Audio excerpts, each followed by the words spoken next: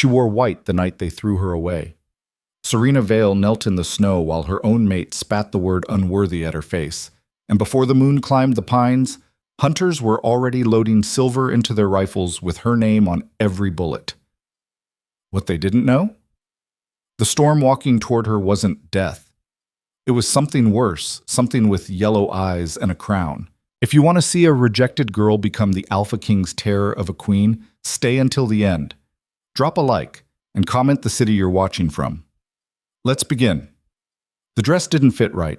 That was the first thing Serena Vale noticed, and she kept coming back to it, the way a person's mind will cling to something small when the big thing is too heavy to hold. The seamstress had pulled the laces too tight across her ribs.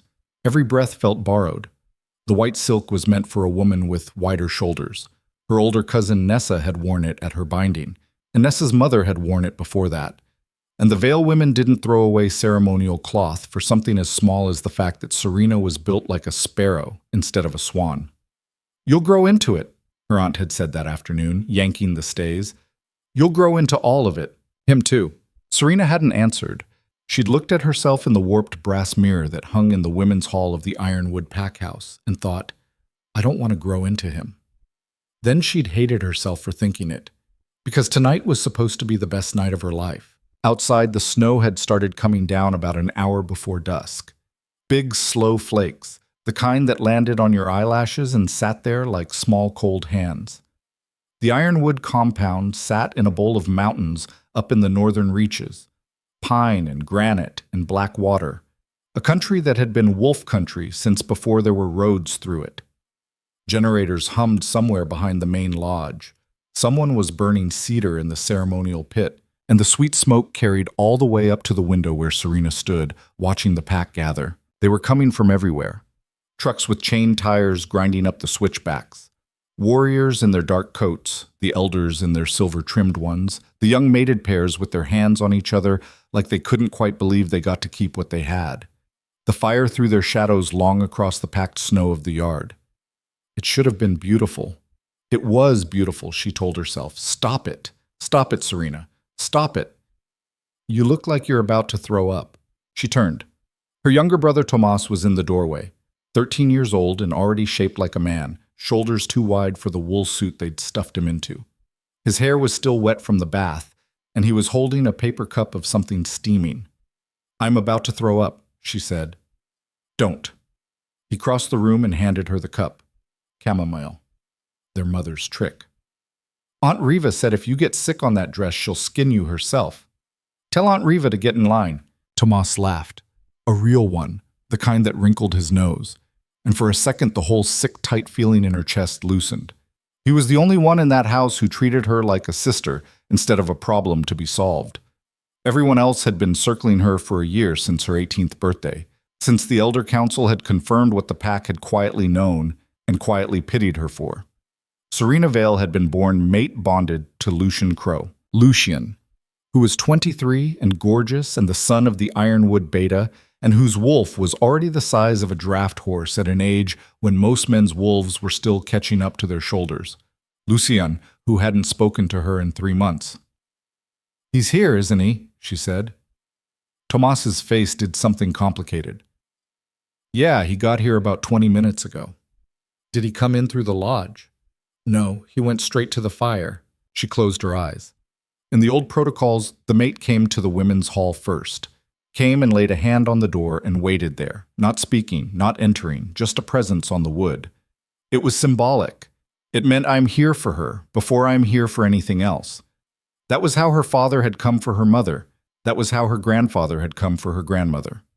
Every veil-binding story started with the man at the door. Lucian had walked past the door. Serena. Thomas's voice had gone careful. If you don't want to do this, don't. She opened her eyes. Don't say it. Don't even say it quiet. I'm just saying. I'm a woman of the veil line on her binding night, and I am going out there, and I am standing under the moon in front of my pack, and I am going to accept him.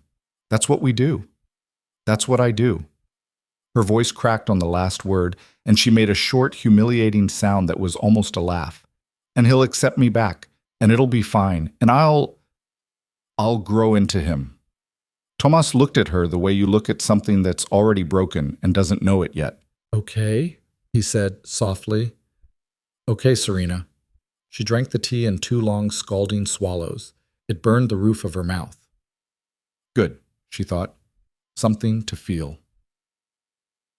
Down by the fire, Lucian Crow was letting them buy him drinks. He stood with his back to the flames so the whole yard had to look at him silhouetted against the light. And he was letting a line of men older than him clap his shoulder and pour silver flask whiskey into the ceremonial cup that was supposed to be empty until the binding was complete. It was a small violation. The kind nobody was going to call out because Lucian Crow was about to be Ironwood's beta in waiting and because nobody wanted to be the killjoy at a binding feast. He was 23. He had a jaw like a hatchet and eyes the color of wet pine bark and a smile he used like a weapon. Women stared at him even in his own pack, even other men's mates, and he had learned very young that this was a kind of power, and he had never once, in all the years Serena had watched him, been uncomfortable with it. "You ready, son?" That was his father, Beta Roth Crow, a thick man gone thicker with age with hands like dinner plates. "Ready as anything. She's a good girl." "Yeah." "Her father's line is old, blood's clean." "Sure." Roth Crow looked at his son for a long beat. Roth was not a gentleman and had never been a gentle father, but he was a wolf who'd grown up on the old protocols, and he knew when a thing was being done wrong. "You been to the door, Lucian?" "What door?" "Don't what door me?" Lucian took a sip of whiskey that wasn't supposed to be in the cup. "I'll see her at the fire, like everyone else." "Lucian." "She'll live, Dad, she'll live." Roth Crow opened his mouth to say something, and then he closed it again because behind him, coming across the yard in his long wolfskin coat with the white fur at the collar, was Draven Crow, Roth's younger brother, the pack's war chief, and the man who everyone had quietly understood for about 6 months now had Lucian's ear more than Roth did. Draven was narrow where Roth was thick, and he smiled more, and something was wrong behind the smile, and Roth had known it since they were boys, and had never been able to prove it. "Brother," Draven said. "Nephew." "Uncle," Lucian said, and straightened up a little, the way a hound straightens for the hand it actually wants. Roth said nothing. After a second, he walked away toward the elder's fire, and Draven watched him go with a little tilt of the head that was almost fond. "Your father," Draven said, "is a traditional man." "He is. Tradition is a beautiful thing." Draven took the cup out of Lucian's hand, sniffed it, handed it back. "It's also, sometimes, a cage. You understand that, don't you?" "I understand it." "Good." Draven looked across the yard at the lit window of the women's hall, where a shadow moved behind the curtain. "She's a sweet girl, Lucian. Nobody's saying she isn't, but she's—" He searched for a word and settled on one like a man settling on a knife. "Small." Lucian didn't answer. A beta's mate needs to be a mountain. "You understand me? The pack will look at her and measure you by what they see. A man with a small mate is a small man." "I know." "And the Riven Alliance—" "Uncle, I know." Draven smiled. It was the smile of a man who had patiently, over the course of a year, walked his nephew up to the edge of a cliff and was about to find out whether he'd done a good enough job. "All I'm saying," he said, "is that tonight, in front of all these people, you have a choice. You can be the boy who did what his mama wanted." A pause. "Or you can be the man who made his own house." He squeezed Lucian's shoulder once, hard, and walked away into the crowd. Lucian stared at the fire for a long time. Then he finished the whiskey that wasn't supposed to be in the cup. The ceremony began at moonrise. They brought Serena out of the women's hall in a procession, her Aunt Riva in front with a lantern, her mother behind her with a hand on the small of her back, Tomas trailing last and looking, honestly, like he wanted to fistfight somebody and didn't know who. Serena's hair was down. That was the old way. Unbound hair for an unbound woman, and then at the end of the rite, the mate would gather it in his hand and tie it back with a cord of red leather. And that was the visible sign that it was done. She could feel the cord against her wrist, where her mother had looped it for safekeeping. The snow had picked up. Fat flakes falling straight down, because the air had gone dead still the way it does in those mountains right before a true storm. The whole compound was silent except for the crunch of boots and the hiss of the fire. 200 wolves in human skin, alpha families and warrior families, and the old silent elders in their ceremonial silvers, and every one of them watching her walk across the yard. Lucian was already at the fire. He'd taken off his coat. He was standing in a black shirt with the sleeves rolled up, and his arms were crossed, and he was not looking at her. He was looking at the fire. "Look at me," she thought. "Please, please just look at me." She stopped 3 paces from him, the way the rite required.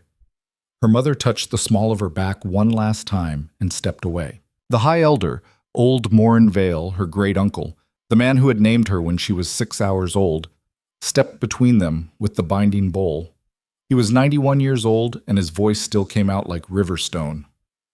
"Daughter of Vale," he said, "you come tonight willing?" "Willing," she said. "Son of Crow," he said, "you come tonight willing?"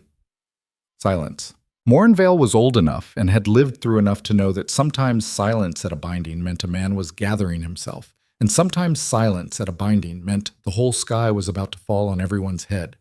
He waited 1 beat, 2. "Son of Crow," he said again, louder, "you come tonight willing?" Lucian's eyes came up. They found her.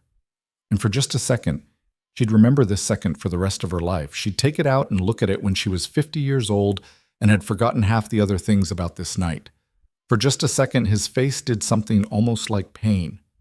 Then it went smooth. "No," he said. The word landed in the yard like a rifle shot. Somebody in the crowd made a small sound. A woman. A gasp pulled sideways into a cough. "Serena's mother," said Lucian in a tone of voice that was not a question. "Say that again, boy," Morin Vale said, very softly, "and think before you do." Lucian said it again, louder. "No, I don't come willing." Serena couldn't feel her hands. "Lucian," his father said from somewhere in the ring of watchers. "Lucien, you shut your mouth, son! You shut your—" "I've thought about it," Lucian said, and now his voice was pitched to Carrie, and she understood with a cold sinking certainty that he had practiced this. He had stood in front of a mirror somewhere and practiced this. "I've thought about it for a long time, and I'm not going to do this to myself, and I'm not going to do it to her. We all know what she is. Look at her." And he did. He looked at her, head to foot, slow, the way a buyer looks at a horse he's already decided not to buy. "She's weak," he said. "Her wolf hasn't even come in right. She's 18 years old and she can barely hold her shift for an hour. Her line's thinning. Every Vale for 3 generations has had a harder time at the moon than the one before. I'm supposed to be beta. I'm supposed to make sons who can hold this pack after my father's gone. I can't do that with her." He gestured at her, a flick of the hand like shooing something off a table. "I won't." "Lucian." Her voice came out rough. She hadn't meant to speak. "Lucian, please, don't." He shook his head. He almost looked sorry. Almost. "Don't beg. Don't do that. You're better than that, at least." "I'm not," she thought wildly. "I'm not better than that. I'm about to beg. I'm about to get on my knees in this snow and beg in front of everyone I've ever known. Serena Vale, stay."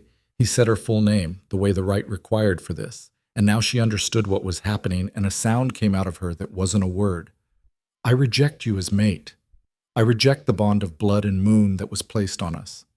I reject your name in my house, and your body in my bed, and your children in my line. You are not mine. You will never be mine." The world went white at the edges. You hear about this, about the rejection rite. You hear about it the way kids hear about ghost stories, a thing that happens in other packs, in other towns, in the bad old days. You don't hear about it happening at a binding. You don't hear about it happening in front of 200 people with the snow coming down, and the cedar smoke in the air, and your mother standing 10 feet away with her hand over her mouth. The bond broke. That's the part nobody who hasn't felt it can explain. People talk about it like it's symbolic, like it's a piece of paper getting torn up, but it isn't. It's a thing inside you, a tether you didn't know had been holding your spine straight. And when it snaps, you feel it snap. Serena felt it snap somewhere behind her sternum, a small, wet internal sound, like a green branch breaking. Her knees gave. She went down in the snow, the white dress soaked through at the knees, dark bloom of wet fabric, and she couldn't get her breath. She couldn't get her breath. Her lungs had forgotten the shape of air. Get her up, somebody was saying. Her mother? Her aunt? Get her up. Get her up off the ground. Lucian Crow. That was Morin Vale, and the old man's voice had gone from riverstone to iron. You have spoken the rejection on a binding night. You understand what that... I understand it fine. Lucian wasn't looking at Serena anymore. He was looking at the crowd. At his uncle Draven, who stood near the back of the circle with his arms folded and a very small, very satisfied curve at the corner of his mouth. And I claim the right of naming. If she's not mine, then somebody will be. And I've got a woman who is. Don't you, Roth Crow, shoving through the crowd. Don't you dare, boy. Too late. A woman was stepping forward out of the ring of watchers. Serena knew her. Of course she knew her. Everyone knew her. Mirathorn, 22, Alpha's daughter from the Riven Pack 2 valleys over. Tall, copper-haired, built like a woman who had never been told no about anything in her life. She was wearing a red coat. She had not, Serena understood with a distant, clinical part of her mind, come to this binding as a guest. She had come dressed for the binding she was about to get. I claim Mirathorn of Riven, Lucian said. Roth was purple. You made a deal. You made a deal behind my back with your uncle, son. I made a deal for this pack, Dad. Lucian, I will put you in the ground myself. Enough. Draven Crow had stepped into the firelight now, smooth as oil, and his hand was on his brother's arm. Enough, Roth. The boy has spoken the right. It's done. Let it be done. And the worst part, the part Serena would turn over and over in her hands in the years that came after, trying to understand it, was that the pack let it be done. Oh, there was muttering. There was one old woman who spat on the ground. There was her father, somewhere in the back, roaring something that got muffled by 3 men holding him. But nobody stepped forward. Nobody said stop, because Lucian was about to be Beta, and Draven was the war chief, and the Riven Alliance meant a trade route through the southern pass. And what was the daughter of a thinning line against all of that? Serena knelt in the snow in her grandmother's dress. Somebody, Tomas, it was Tomas, had both arms around her shoulders and was trying to pull her up. She didn't let him. Instead, she looked up. Through the wet mess of her hair, through the ringing in her ears, she looked up at Lucian Crow, and she spoke, and her voice came out steadier than she'd known it could. You'll regret this, she said. He almost laughed. Will I? Yes, sweetheart. And now he was looking at her again, properly, and there was no pain in his face anymore, only a kind of tired pity, which was worse. I already don't. He turned his back on her. He took Mirathorn's hand, an old Morin Vale, who had named Serena when she was 6 hours old, and who was looking at Lucian Crow like a man looking at a disease, refused to perform the binding. Refused, so hard that he walked out of the ring. So they called a younger elder to do it, and they bound Lucian to Mira right there, over the ashes of Serena's right, with Serena still kneeling in the snow 10 feet away. It took 6 minutes. When it was done, Mira's hair was tied back with Lucian's red cord, and the pack gave a small, uncertain cheer. And Draven Crow raised a cup, and Lucian smiled his weapon of a smile, and Serena Vale was just a girl in a wet white dress kneeling in the dark. She walked out of this compound 3 hours later.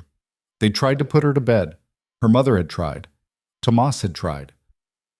Aunt Riva, of all people, had brought her a mug of something strong and sat on the edge of the cot and said, in a voice Serena had never heard from her, "It wasn't you, honey. You hear me? It wasn't you." Serena had drunk the drink. She'd waited until the women's hall went quiet, and her mother had cried herself to sleep in the chair by the door, and Tomas had finally been coaxed out by their father to eat something. Then she'd gotten up.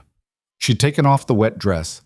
Her hands weren't shaking anymore, and she noticed that with a distant interest, because they should have been. She'd put on her work pants and her boots, and her father's old canvas coat that she'd stolen when she was 15 and never given back. She'd stood at the window of the women's hall and looked at herself in the warped brass mirror. Her face was very calm. That was the part that scared her. A person whose whole life had just been set on fire should not have a face that calm. She watched her own reflection for a long moment, and she thought, "You're in shock. You need to eat. You need to sleep. You need to not do anything stupid for the next 72 hours. And then she thought, if I stay in this house one more night, I'll die here. Not metaphorically, die. She could feel it. Something inside her, some last small candle of a thing, was guttering. And if she spent another night in that cot under her mother's crying, and her aunt's pity, and the knowledge that somewhere in the compound Lucian Crow was in a bed with Mira Thorne, that candle was going to go out, and whatever was left of Serena Vale was going to go out with it.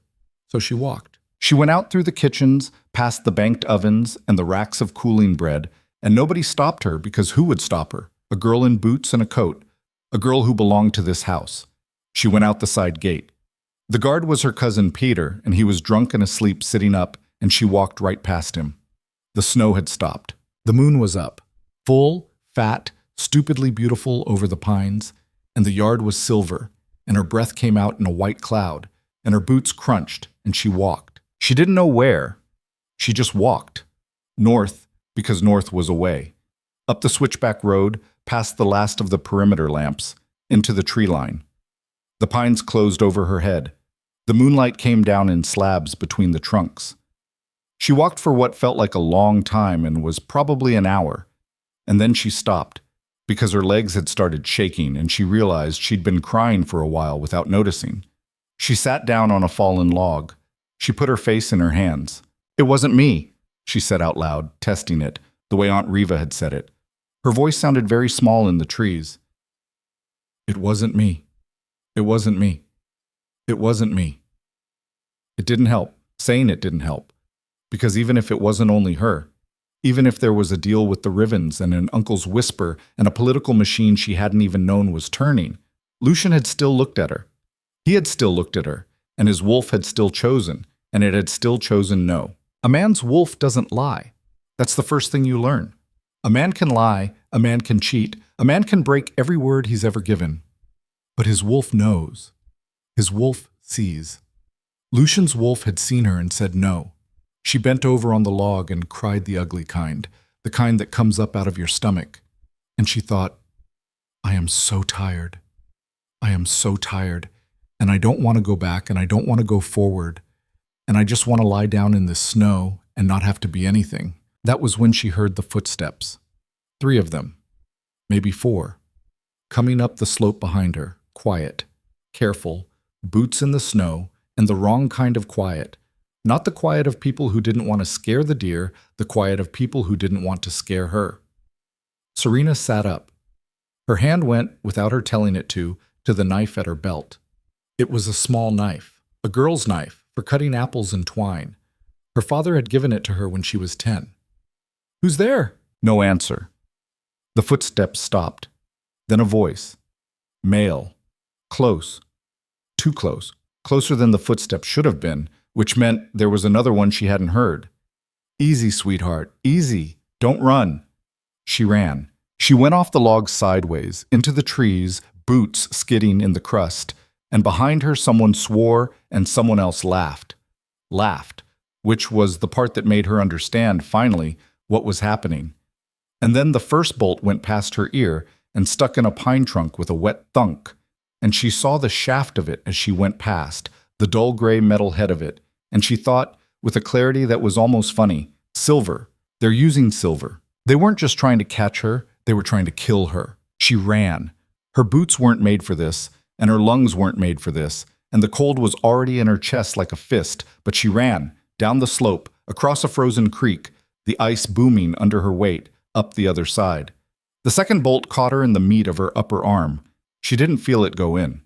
She felt it a second later, a cold, blooming heat, and her arm went numb from shoulder to fingertip almost at once, which meant the silver was good silver, fast silver, the kind you bought from the southern traders for real money. Somebody had paid for this.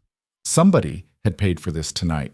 She went down hard at the bottom of a ravine, rolled, came up with snow in her mouth and her hair across her face, and she could hear them coming, 2 of them now on the ridge above, calling to each other, confident the way men are confident when they've already hit a thing and they're just tracking the blood. And she thought, I'm going to die here. I'm going to die in these trees. And the story they'll tell is that poor Serena Vale wandered off in her grief and fell in a creek. A third bolt took her in the back of the thigh. She fell again. This time she couldn't get up all the way. She crawled, on her good arm and her good leg, across the snow, into the thicker dark under a stand of black pines, and her blood was coming out of her in long dark ribbons that steamed, and the world was going soft at the edges the way it does when you're bleeding out, and she didn't think anything coherent. She thought a lot of small scattered things. She thought about Tomas. She thought about her mother's hand on the small of her back. She thought about the way the white dress had felt too tight across her ribs. She thought, I don't want to die.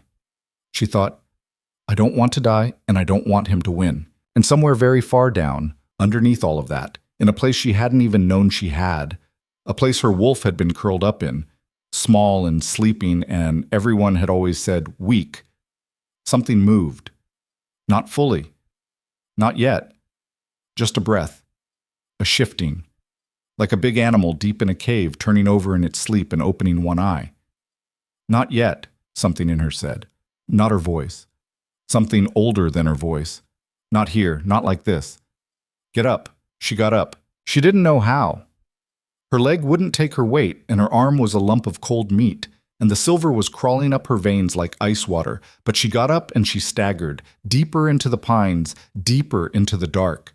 And behind her the men were coming, not running now, walking, because they knew, they could smell it, they could see the blood trail. They had time. The wind had come up. She hadn't noticed. She noticed now because it hit her in the face, a wall of cold off the high slopes, and it carried something on it. A smell.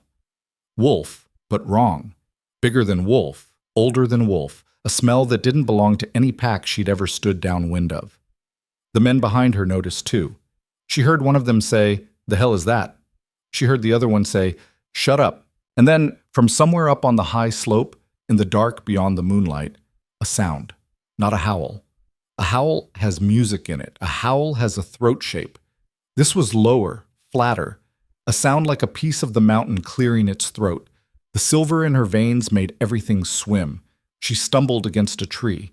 She put her good hand flat on the bark to hold herself up, and she turned her head, slow, toward the sound. Up the slope, between two pines, in the dark where the moonlight couldn't reach, two eyes, yellow, set wide apart, higher off the ground than any wolf had a right to be.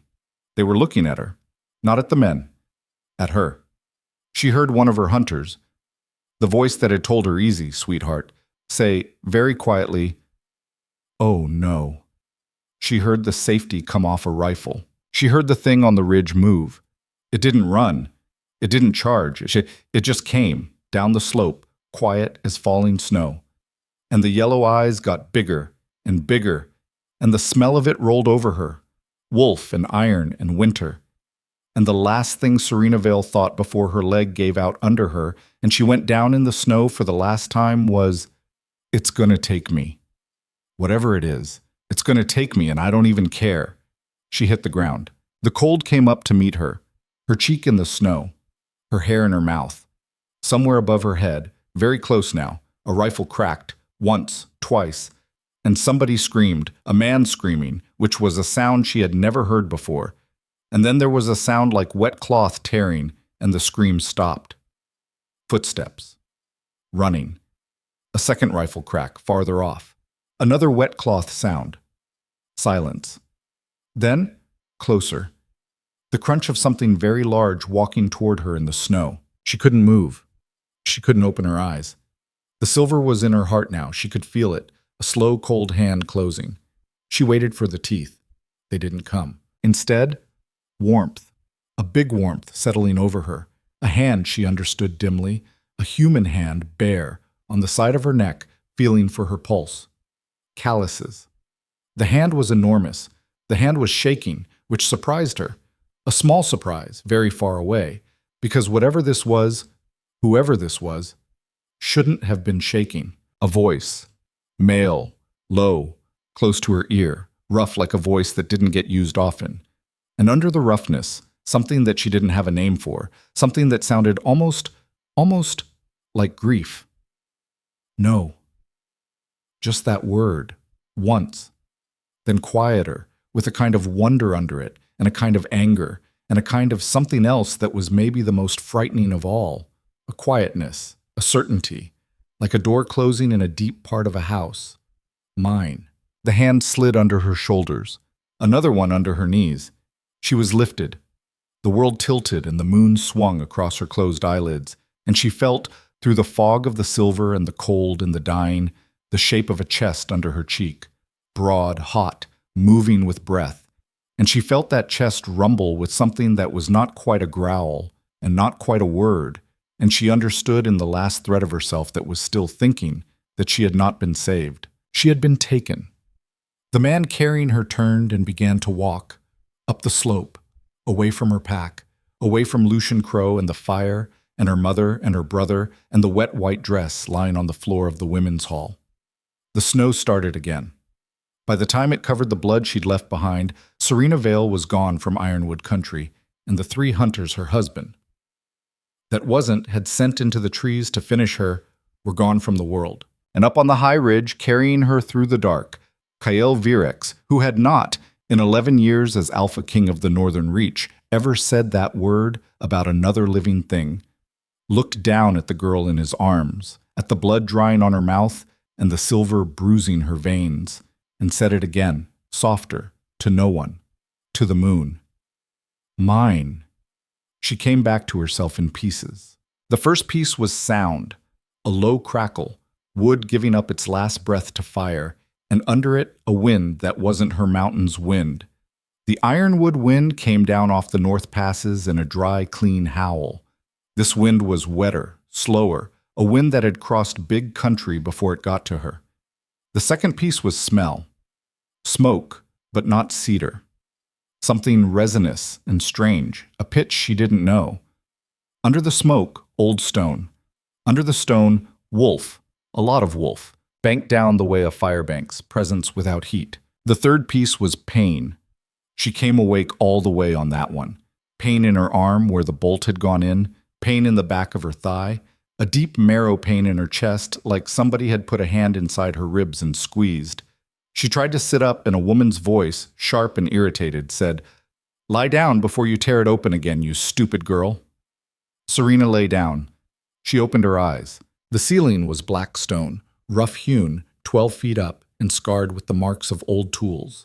A chandelier of iron hung from a chain, not lit, just hanging there with a dozen guttered candle stubs in its cups. Firelight from somewhere low and to her left threw moving shapes up the wall. She was in a bed. An actual bed, with an actual frame, big enough for 3 of her laid sideways, and the sheets were clean and smelled like the strange resin. The woman at her bedside was maybe 60. Gray at the temples, a braid over one shoulder, thick as a rope, hands that had done a lot of hard work in their life and were doing more now, checking the bandage on Serena's arm with the quick, practical unkindness of a person who'd seen worse wounds on better people. "Where? Don't talk yet. You'll throw up." "Where am I?" "I said don't talk." The woman didn't look at her face. She was watching the bandage. "The silver's out, most of it. You had a ribbon of it wrapped around your heart muscle when they brought you in, and if you'd been an hour later, you'd be in the ground. You're not. Thank whoever you thank. Don't talk." Serena shut her mouth. The woman finished with the arm, moved to the thigh, folded the blanket back with a matter-of-fact hand that did not care about Serena's modesty in the slightest, checked a second bandage, made a small, satisfied noise, covered her up again. Only then did she look at Serena's face. She had gray eyes, tired ones, the kind of eyes that had watched a lot of things die. "My name is Halda," she said. "I'm the one who kept you breathing. You owe me for that, but I'm not going to collect because you don't have anything I want. Do you understand me so far?" "Yes." "Good. Your name is Serena Vale." It wasn't a question, so Serena didn't answer it. "You're in the Black Keep."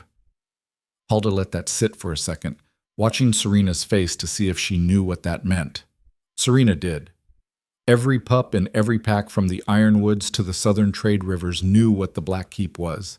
It was the thing parents invoked when they wanted their children to stop being stupid. Behave, or the Alpha King will come down out of his keep and eat you. You came in on the Alpha King's shoulder 3 nights ago, half dead, with 3 ironwood arrows in you. He put you in this bed himself. He hasn't been back since. He's been out, hunting the rest. Serena's mouth went dry. There were only 2, she said. She remembered the 2 men on the ridge. She remembered the other one, the close one, the sweetheart voice. 3. There were 3. Halda's gray eyes didn't change. There were 7. Serena stopped breathing for a second. 7, Halda said. He killed 4 in the trees. The other 3 ran. He's been tracking them since. He came back last night to change his shirt and eat and go out again. He'll be back tonight or tomorrow. A small pause. When he comes back, you and I are going to have a conversation you're not going to like, and then he and you are going to have one that's worse. I'm telling you this now because I want you clear-headed for it. Drink this. She held out a cup. Something dark in it, smelling of bark and honey. Serena didn't take it. Why? She said. Why did he save me? Halda looked at her for a long moment. Her mouth did a thing that wasn't quite a smile and wasn't quite anything kind. Girl, she said, if you don't know why, then you and I have more of a problem than I thought. She pushed the cup into Serena's good hand. Drink, sleep. When he comes back through that door, you'd better be on your feet, because sitting down is one of the things he hasn't got patience for. She was at the door before Serena could make her mouth work again. Halda. Yes. My family. Her voice cracked. My brother. Tomas. Do they know I'm... Halda stopped with her hand on the iron handle. She didn't turn around. Your pack, she said, held a burial rite for you yesterday at sundown. They found your coat in the creek and enough blood to make it convincing. Your brother... She paused, and Serena understood from the pause that Halda had, in fact, been told this detail because somebody had thought it would matter. Your brother tried to fight his way out of the hall when they told him. Your uncle Roth Crow put him down. Not hard, but down. They've got him in a cellar under guard until he calms. What? You're dead, Serena Vale. Halda pulled the door open.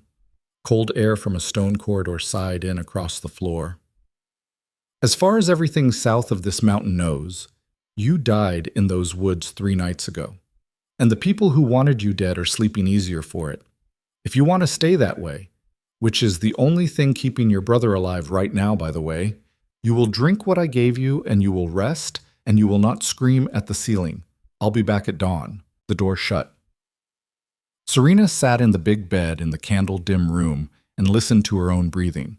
It was very loud. She could hear the small liquid sound of her own blood in her own ears. She could hear, somewhere in the stone walls, water running. A plumbing system, which surprised her, because the stories said the Black Keep was a ruin and a cave and a lie. She looked at the cup in her hand.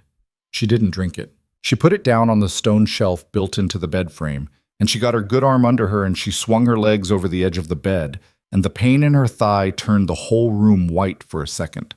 She breathed through it. She'd seen her mother do this after Tomas was born. The slow climb back up out of the body's refusal. The I am going to walk across this room even if it kills me. Tomas. They've got him in a cellar under guard until he calms. Her jaw set.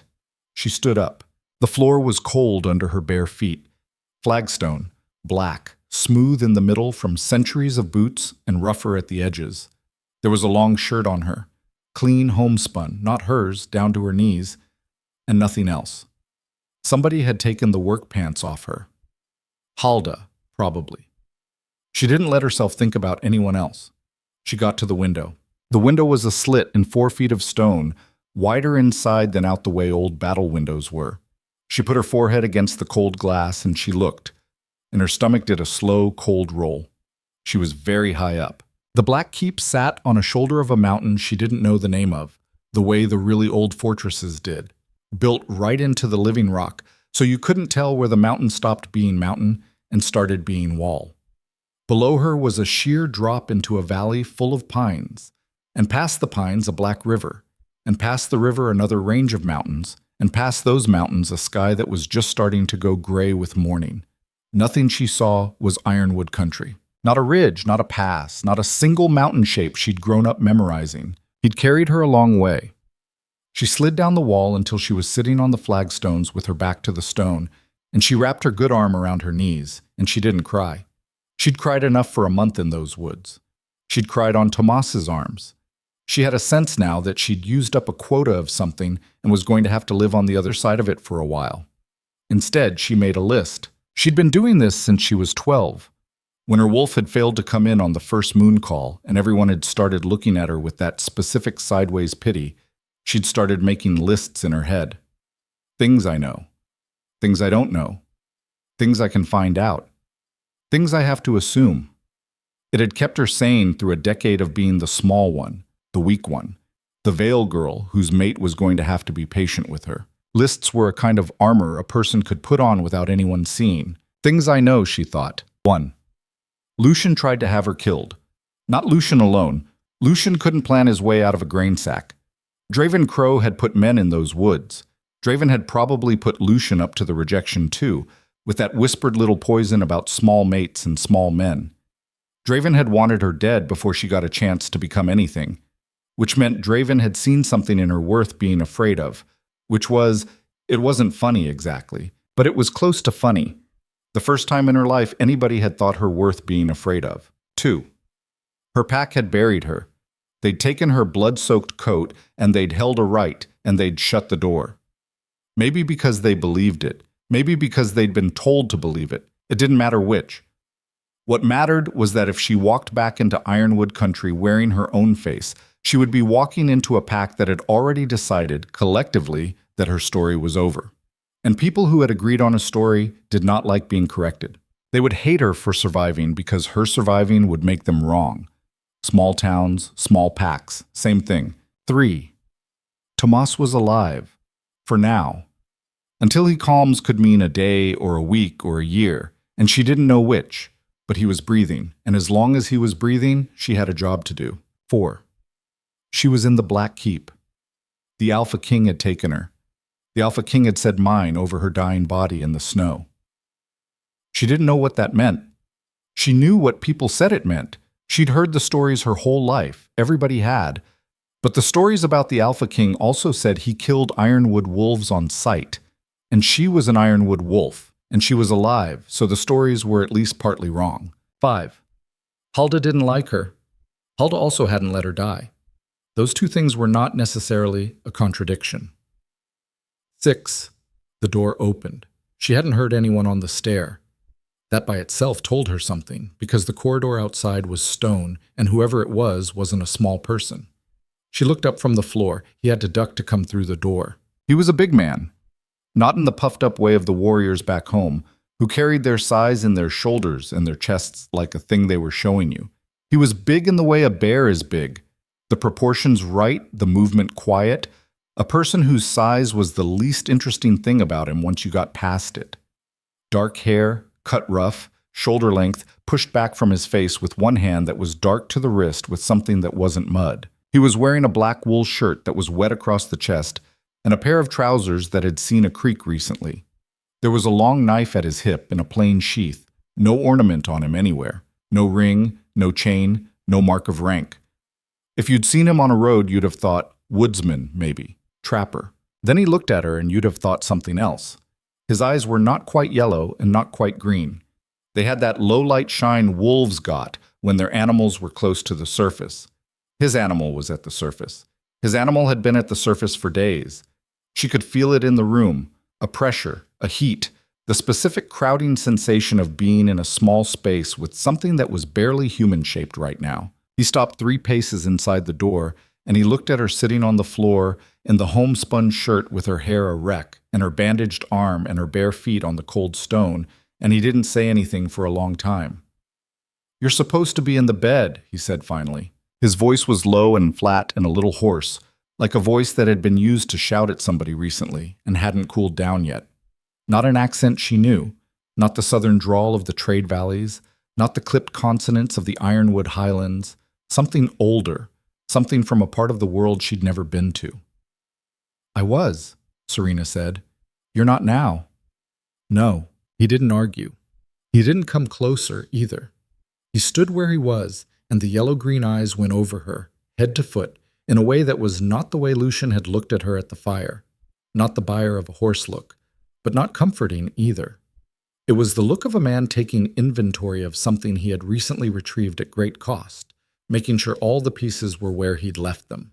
It occurred to her, with a distant and very clinical part of her mind, that this was a man who had killed 4 men in 3 days for her, and who probably intended, when he had the time, to kill 3 more. "You're Kale Virex," she said. "I am." "Why am I alive?" "Because I found you in time." "That isn't what I asked." He looked at her for another long moment. Then, not coming any closer, he pulled a wooden chair out from the wall with one booted foot, turned it around backwards, and sat down on it with his forearms across the back. The movement was neat and economical, the kind of thing a big man only learned to do when he'd spent a long time trying not to break the furniture. "You're right," he said. "It isn't." He didn't elaborate. "So tell me." "My wolf says you're mine." He said it plainly, no theater in it, no weight on the last word, the way another man might say, "My wolf says it's going to rain." Serena felt it hit her in the stomach anyway. "That's not—" She had to stop and breathe. Her arm was starting to hurt more now that she was upright. "That's not how it works. A wolf doesn't just pick somebody." "Mine did. I had a mate." "You had a fiancé," Kyle said, "who rejected you on a binding night in front of 200 people and then sent hunters to finish the job because he was afraid you'd talk. You did not have a mate. A mate doesn't do that." "You don't know what a mate does." "I know what one doesn't." She was quiet. Her good hand had found the hem of the homespun shirt and was twisting it. She made herself stop. "My wolf is weak," she said. It came out harder than she meant. "Did Halda tell you that? Did she tell you what you picked up off the forest floor? My wolf has never come in right. She barely holds a shift for an hour. I'm 18 and I'm still half a girl and half an animal that doesn't fit together. Whatever your wolf thinks it saw out there." "My wolf," Kale said, "has been alive for 41 years. Yours has been alive for 18. My wolf is older than every elder in your pack. My wolf has seen bonds break and bonds form and bonds fake themselves into existence and fall apart again, and my wolf does not make that sound over a girl it doesn't recognize." "What sound?" He looked at her. "You know what sound," he said. "Mine. In the snow. In her ear. That rough, low syllable like a door closing in a deep part of a house." She looked away from him. "I'm not anyone's," she said. "Noted. I mean it." "I heard you. I said noted." He shifted on the chair, not impatient, just resettling. A big animal finding a better spot. "Serena, look at me." She didn't want to. She did. "I'm not going to touch you," he said. "I haven't touched you. Halda's hands are the only ones that have been on you in this keep, except the ones that carried you up the stair. And I'm telling you that so you don't spend a week wondering it. My wolf said mine. I'm not my wolf. My wolf and I have an arrangement that's older than you are. What he says, I hear. What I do is mine." "Okay. You're in my keep because there is nowhere else in 100 miles you could be that wouldn't end with you in the ground by the end of the week. You're in this room in particular because it's the warmest room on the north wall, and you had 3 holes in you, and you were going to die of cold before you died of silver. You are not a prisoner. There are no bars on that door. If you walk out of it, nobody will stop you. I would like you to know that before we say anything else." She stared at him. "I'd die," she said slowly, "if I walked out of that door." "Probably. Then I am a prisoner." He actually smiled. Not a big one, a tired one corner of his mouth. But it was the first thing in this whole stone room that had looked like a human expression, and it surprised her enough that she forgot, for a second, to be afraid. "That's the first true thing either of us has said," he said. "Yes. By that definition, you are. By the definition of whether I'll stop you going, no. Both are true. The world is like that. I need to see my brother. Tomas." "You know his name." "Halda told me. He's in a cellar in the Ironwood pack house, under guard, and I can't get him out without starting a war I'm not ready to start. I can confirm he's alive. I have someone there. You'll have to be satisfied with that for now." "Satisfied?" Poor word. I apologize for it. "You have a spy in my pack. I have a spy in every pack, from here to the South River. I've had a spy in yours for 6 years. Her name is Miran, and she works the laundry, and she's sending your brother food through the floor grate every night. I'm telling you that because I need you to stop thinking I'm the worst thing in your life." He paused. "I'm not. The worst thing in your life is a man named Draven Crow, and he's about to get worse." Her head came up. "Draven." You know about Draven. I know the shape of him, Kyle said. I've known it a long time. I didn't know he was moving on you personally until 3 nights ago, when I came out of the high pass following a scent I did not expect to find, and saw 3 men I did not expect to see, using silver I did not expect them to have, on a girl who was not supposed to be in my woods. That was the first I learned of the rejection. I learned the rest in pieces on the way home with you on my shoulder. Why were you in the high pass? He was quiet. Why were you in the high pass? She said again. A dream, he said. Which is not the answer either of us wants. Leave it. She sat with that for a second. A dream. A man like this did not say a dream lightly. She felt very far down, in the place where the thing had stirred in her in the forest, the deep cave thing with one eye open. A flicker. Not a word. Not a thought. Just a faint, interested pressure, the way an ear turns toward a sound it doesn't understand yet. Draven, she said, forcing herself back. Why is he worse? Because now he thinks you're dead, which means he's about to stop being careful. Your brother is the leverage he'll use to hold your father and the rest of your bloodline in place while he finishes what he started. In about 6 weeks, unless something stops him, Draven Crow will be Beta of Ironwood in fact, if not in title. In 3 months, he'll have married his nephew off to the Rivens and taken the southern trade pass. In 6 months, he'll be holding a knife at the back of every pack in the north. Your death was the first step. You weren't targeted because you were weak. You were targeted because you were inconvenient. A binding between Vale and Crow would have kept the old alliance alive. Your uncle that would have been couldn't have that. Don't call him that. Fine. Say his name. Lucian, Kyle said. He's not my anything. No, he isn't. She closed her eyes. The stone under her back was cold. The bandage on her arm was starting to feel wet. She thought about Thomas in a cellar. She thought about her mother's hand on the small of her back. She thought about the white dress on the floor of the women's hall, which somebody had probably already folded up and put in a cedar chest, because the Vale women didn't throw away ceremonial cloth. What do you want from me? She said without opening her eyes. Nothing. Liar. She heard him exhale. She heard the wooden chair creak a little as he leaned forward on his forearms. Eventually, Kyle said, I want you to heal. Eventually, after that, I want you to decide, with your whole self and without anybody whispering in your ear, what you want to do about the people who tried to kill you. Eventually, after that, I want to know if the thing my wolf said in the snow was true, or whether he's getting sentimental in his old age. Those are the 3 things I want, in that order, and I'm not going to rush any of them, and if any one of them doesn't happen, I will live. I have lived with worse. You want a weapon? I want a person. If she happens to be a weapon, that will be her business, not mine. People keep saying things like that to me, Serena said. Lucian used to say things like that. I'm not Lucian. No, she said. I'm starting to understand that. That might be worse. He laughed. It was not a pretty sound. It was a single exhaled huh through his nose, the laugh of a man who did not get surprised very often and didn't like being surprised when it happened. It might be, he said. Yes. He stood up. He was careful again, with the size of him in the small room.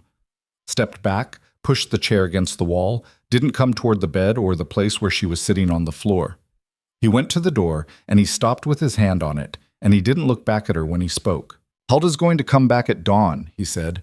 She'll feed you, and she'll change the bandages, and she'll tell you I'm a monster. Some of that is true. Listen to her anyway. She kept me alive when I was 13, and she'll keep you alive now. Don't drink the thing she gave you tonight. Why not? It has valerian in it. It would have put you out for a day. I want you awake when I come back tomorrow. There are people you need to see. What people? The other 3. She went very still. The hunters, she said. Yes. You caught them. 2 of them. And... He turned his head now and looked at her over his shoulder. The yellow-green eyes were quieter than they'd been when he came in. Not gentle, just quieter, the way a storm drops before it turns. They're alive, he said. They're in a room on the other side of this keep. I haven't asked them anything yet. I was waiting. For what? For you. She didn't understand at first. Then she did, and something cold and bright went up her spine all at once. You want me to? I don't want anything, he said. I'm telling you they're there. What you do with that is yours. If you want to never see their faces, I'll put them in the ground before breakfast, and you will never know what they look like. If you want to see them, I'll take you. If you want to ask them questions, I'll make sure they answer. If you want to put a knife in one of them yourself, I won't stop you and I won't help you. The choice is yours. That's the first one I'm giving you. There are going to be more. She stared at him. Why? She said. Her voice came out thin. Why are you giving me choices? Because, Kael said, the last time somebody in your life made a choice for you, the choice was to have you killed. I thought I'd try the other thing and see what happened. He pulled the door open. Eat something, he said. Don't drink Halda's cup. I'll come at moonrise. The door shut. She sat on the flagstones in the long shirt for a long time after he left. The candles in the iron chandelier had guttered down to nothing, and the firelight from the hearth was the only light in the room. Her arm was definitely bleeding through the bandage now. Her leg was worse. She had a distant academic sense that she should get back into the bed and lie down. She didn't. She sat there and she ran the conversation back through her head, the way she'd been trained to run hunts back through her head when she was a girl.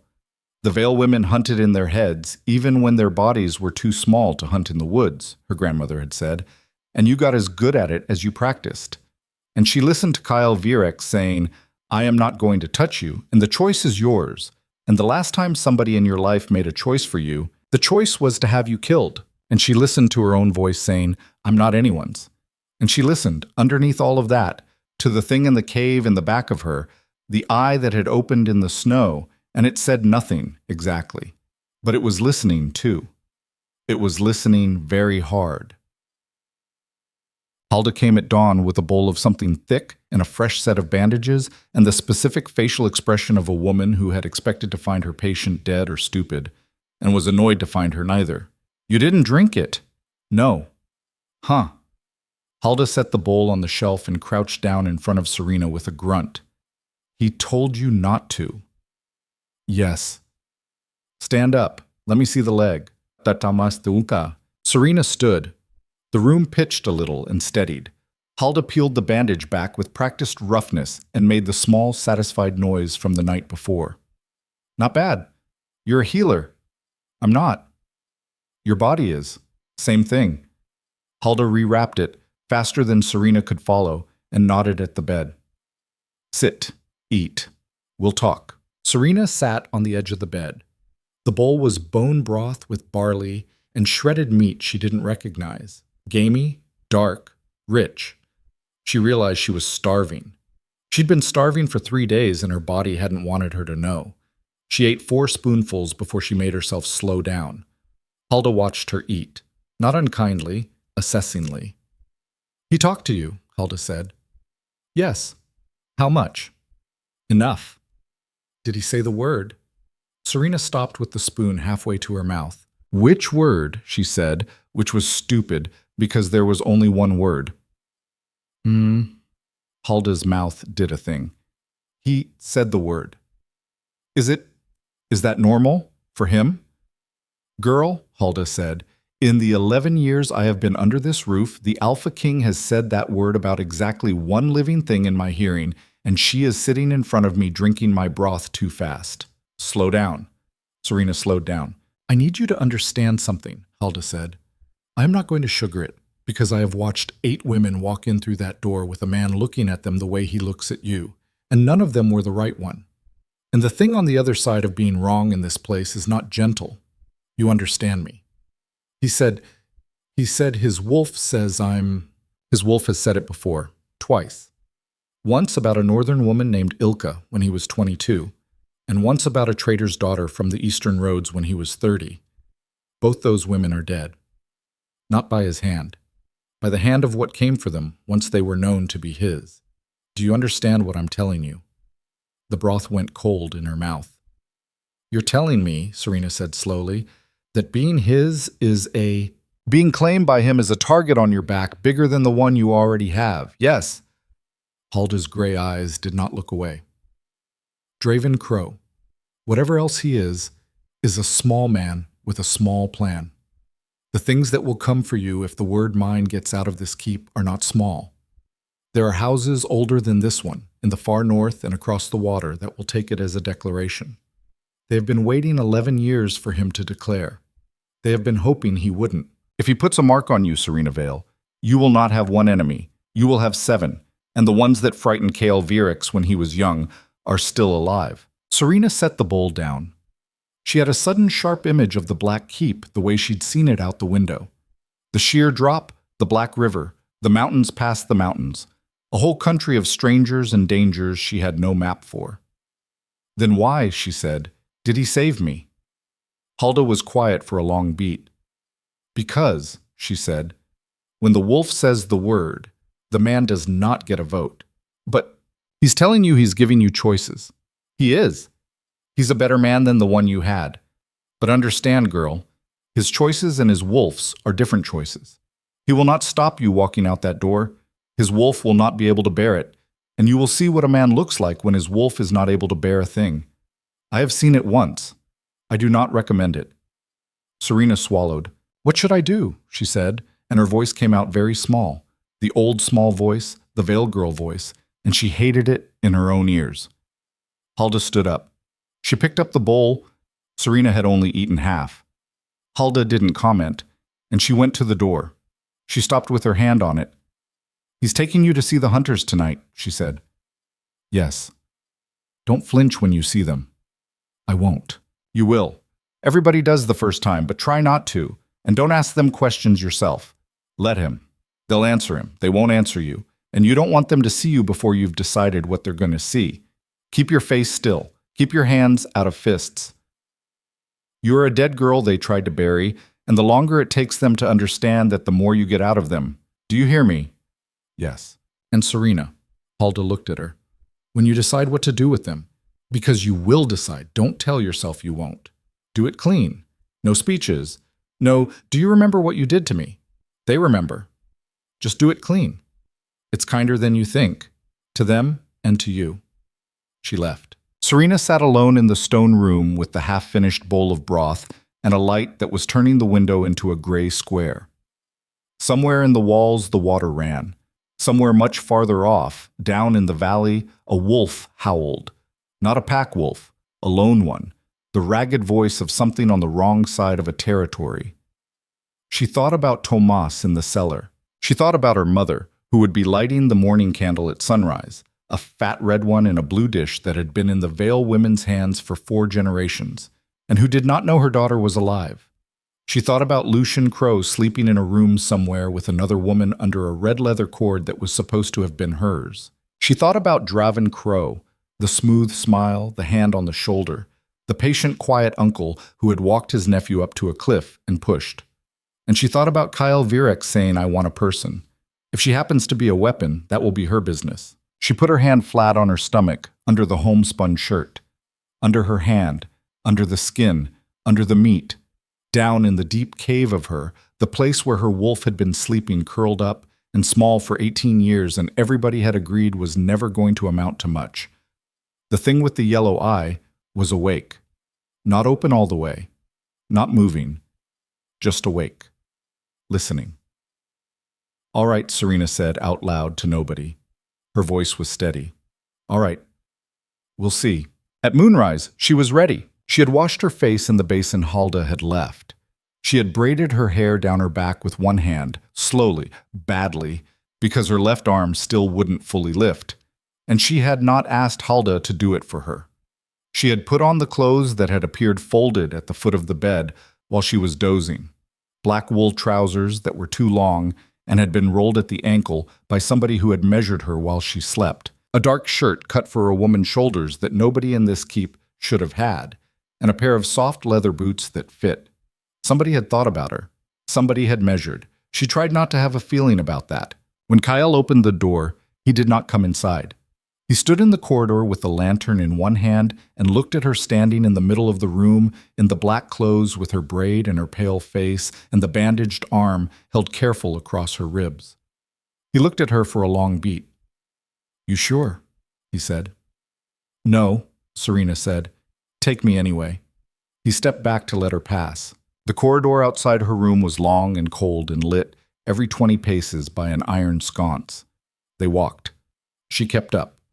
Her leg was screaming by the fourth turning, and she did not let it show, and she understood, from a small approving quiet on his part, that she could feel more than see, that he had known it would scream and was letting her have the pride of carrying it. They went down a stair, then another, then a third, narrower, and the air changed, got denser, wetter, older.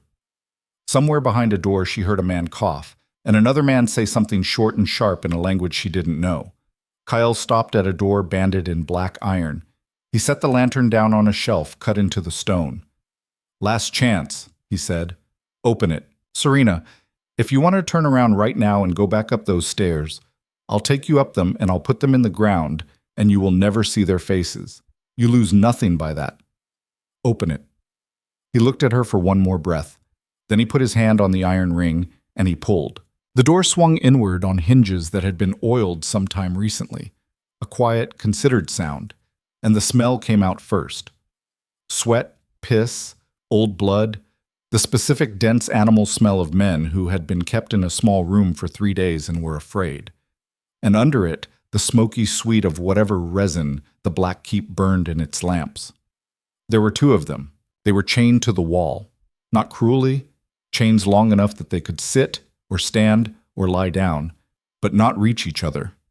One was maybe 40, gray at the temples, a broken nose that had been broken long before Kyle Virex ever got to him. The other was younger, 25 maybe, a hard, pretty face that had gone puffy with fear. They both looked up when the door opened. They saw Kale first, and their bodies did the thing men's bodies do in the presence of a thing they've been praying won't walk back in. A flinch that ran from the shoulders to the hips, a held breath, a dropping of the eyes. Then the older one's eyes moved past Kyle. They landed on her. They stayed there. His face went through 3 things fast, the way a face will when the brain is catching up to the eyes. Confusion, disbelief, and then the third one, which was the one she had come down 3 staircases in the cold to see. It was fear, real fear, the clean animal kind. The kind she had felt in the snow with silver in her veins, and a man's voice in her ear saying, "Easy, sweetheart." "No," he said. It came out as a whisper. "No, no, no, you're—" The younger one hadn't put it together yet. He was still looking at her blank. Then he saw the older one's face, and he followed the older one's eyes, and he looked at Serena, and she watched him see it. The braid, the mouth, the shape of her, the face under the face of the girl in the snow. "Vale," he said. "Yes," Serena said. Her voice came out of her in a register she didn't know she had. Not loud, not small, just level. A voice from the deep cave, the eye all the way open now, listening. "Yes," she said again. "It's me." The older one started to cry. Not a big cry, a short broken one sob that got cut off because he hadn't meant to let it out, and then his face closed up again and went stone. The younger one started to shake. Serena watched him shake, and she did not move, and she did not speak. She felt Kyle's presence behind her, very close, not touching her, a warmth at her back like a banked fire. Halda had told her not to ask questions. She didn't ask any. She stood in the doorway of the cell in the Black Keep in clothes that had been measured for her while she slept, and she looked at the 2 men who had put silver in her 3 nights ago and tried to leave her in a creek bed, and she let them look at her. She let them look at her for a long, long time. And when the older one finally opened his mouth to speak, to beg, to bargain, to say whatever the thing was he had been rehearsing in his head for 3 days against the door opening, she lifted her good hand, 1 finger, up. He shut his mouth. Behind her, so quiet she wasn't even sure he'd meant her to hear it, she heard Kyle Virex make a sound in the back of his throat. Not a word. Not quite a laugh. Something lower.